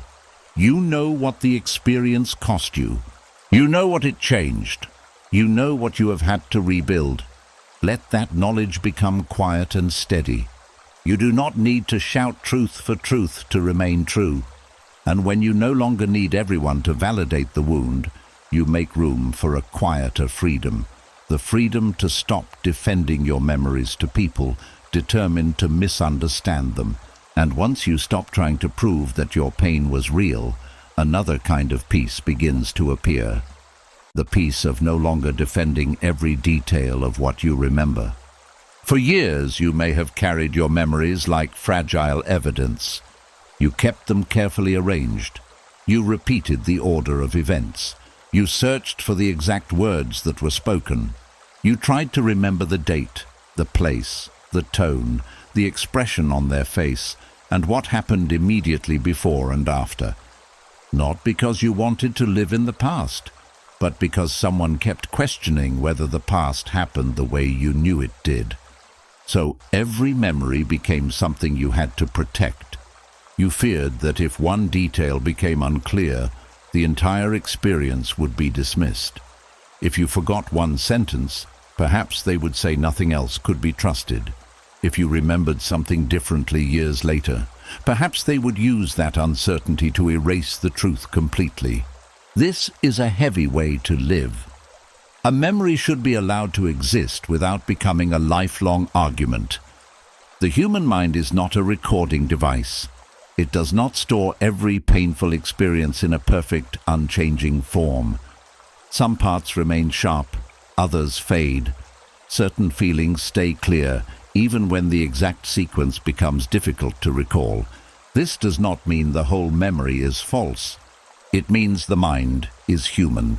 You may remember the fear more clearly than the conversation. You may remember the humiliation, but not every word. You may remember how your body reacted, how small you felt, or how the room seemed to change, even if certain details have become less certain with time. The Stoics valued truth, but they also valued humility. Wisdom does not require pretending to know what you do not know. You can say, "I do not remember every detail, but I remember the effect clearly." There is dignity in that honesty. You do not need to exaggerate certainty in order to defend your pain. You can admit where memory is incomplete, without surrendering what remains undeniable. Perhaps the person who hurt you remembers the event differently. Perhaps they truly see themselves as innocent. Human beings often reshape memories to protect the image they hold of themselves. They remember their intention. You remember the impact. They remember the one kind thing they said. You remember the pattern surrounding it. They remember being stressed. You remember being afraid. Two people can carry different versions of the same moment, but a different memory does not automatically cancel yours. Their version may explain how they justify themselves. It does not become the only truth allowed to exist. The trouble begins when you feel responsible for entering their memory and correcting it. You think that if you explain carefully enough, they will finally see the scene as you saw it. You describe what happened again. You point out the details they left out. You remind them of the promises, the contradictions, and the moment everything changed. Still, they resist. They say you are remembering only the bad. They accuse you of changing the story. They focus on one small detail and ignore the larger pattern. The conversation becomes less about understanding and more about control over the past. Whoever controls the story appears to control the blame. But the past does not need one official version before you are allowed to protect yourself. You may never reach agreement. Some people will defend their memory because their identity depends on it. If they admit your version contains truth, they may have to face the harm they caused. They may need to see themselves as less kind, less honest, or less innocent than they prefer. That can feel threatening. So they protect themselves by questioning you. They call you confused. They say you are too emotional. They insist you misunderstood. They may speak with such confidence that your own memory begins to feel weak beside theirs. But confidence is not proof. A person can be completely certain and completely mistaken. A person can repeat a false version for so long that it feels true to them. You do not need to borrow their certainty against yourself. The quiet freedom begins when you stop treating every disagreement about the past as an emergency. They remember it differently. Let that be their memory. You know what the experience did to you. Let that be yours. This does not mean refusing all honest discussion. There are times when conversations about the past can bring healing. A person may listen without becoming defensive. They may admit what they remember and remain open to what they missed. They may care more about the effect on you than about protecting themselves. Those conversations can create understanding, but not every conversation is like that. Some people ask questions only to find weaknesses in your account. They do not want clarity. They want control. They want you to become uncertain enough that they no longer have to feel responsible. The Stoic response is to recognize the difference. Ask whether the conversation is moving toward truth or toward exhaustion. Are they listening? Are they willing to consider your experience? Are they taking responsibility for anything? Or are you being forced to defend the same wound for the 10th time? If every conversation ends with you feeling confused, ashamed, or desperate to explain yourself better, the conversation may no longer be useful. You are allowed to stop. You can say, "We remember this differently, and I will not continue arguing about it." That sentence may feel frightening. You may worry that ending the discussion allows them to win, but peace is not defeat. Refusing an endless argument is not admitting that they are right. It is recognizing that truth does not become stronger through repeated exhaustion. There is also freedom in no longer defending your memory to people who were not present. Perhaps someone heard only the other person's version. They approach you with questions that feel less like curiosity and more like judgment. They tell you what they believe happened based on a story that protects the person who harmed you. You may feel a strong urge to correct everything. You want them to know the missing details. You want them to understand why you changed, left, or created distance, but not everyone is asking because they care about the truth. Some are asking because uncertainty makes them uncomfortable. Some want a simple story with one innocent person and one difficult person. Some have already chosen the version that allows them to avoid conflict. You cannot force depth into someone who prefers a simple lie. You can offer a clear statement when necessary. You can protect your reputation where real harm is being caused. But you do not need to open your entire history for everyone who demands an explanation. Your memories are not public property. Your pain does not become available simply because someone is curious. Privacy is not evidence of guilt. Sometimes privacy is the boundary that keeps a wound from being handled carelessly. There may also be memories you defend against yourself. You question whether it was really that bad. You remember a good moment and use it to cancel years of pain. You tell yourself that they also suffered, that they tried, or that they loved you in their own way. All of these things may be true, but one truth does not always erase another. Someone can love you and still harm you. Someone can have good intentions and still create lasting damage. Someone can be wounded and still be responsible for the wounds they give others. You do not need to simplify the person into a monster before taking your memory seriously. Life is often more complicated than that. The person may have had good qualities. The relationship may have contained real warmth. There may have been laughter, support, and moments you still value. And still, something happened that changed your trust. Both truths can remain. You do not have to destroy every good memory to validate the painful ones. You also do not have to use the good memories to silence the pain. Stoic clarity allows complexity without confusion. It says, there was good and there was harm. It says, they were human and they were responsible. It says, I can remember with fairness without returning to denial. This balanced memory is stronger than either hatred or idealization. Hatred turns the whole past dark. Idealization turns the whole past bright. Truth allows both light and shadow. No longer defending your memories also means releasing the need to keep them perfectly alive. You may fear that if you stop thinking about the event, you will lose something important. Perhaps forgetting feels like betraying the person you were. Perhaps constant remembrance feels like loyalty to the truth. But you do not need to revisit the wound every day to keep the lesson. The lesson can remain after the details soften. You can remember that a boundary matters without replaying every moment that taught you. You can remember that someone was unsafe without keeping their voice active in your head. You can remember what you survived without remaining inside survival. A memory can become quieter without becoming false. This is how the mind begins to rest. It stops checking whether the story is still complete. It stops rehearsing the explanation. It stops preparing for the next person who may question it. The memory becomes part of your history instead of a case that must remain permanently open. There may still be moments when doubt returns.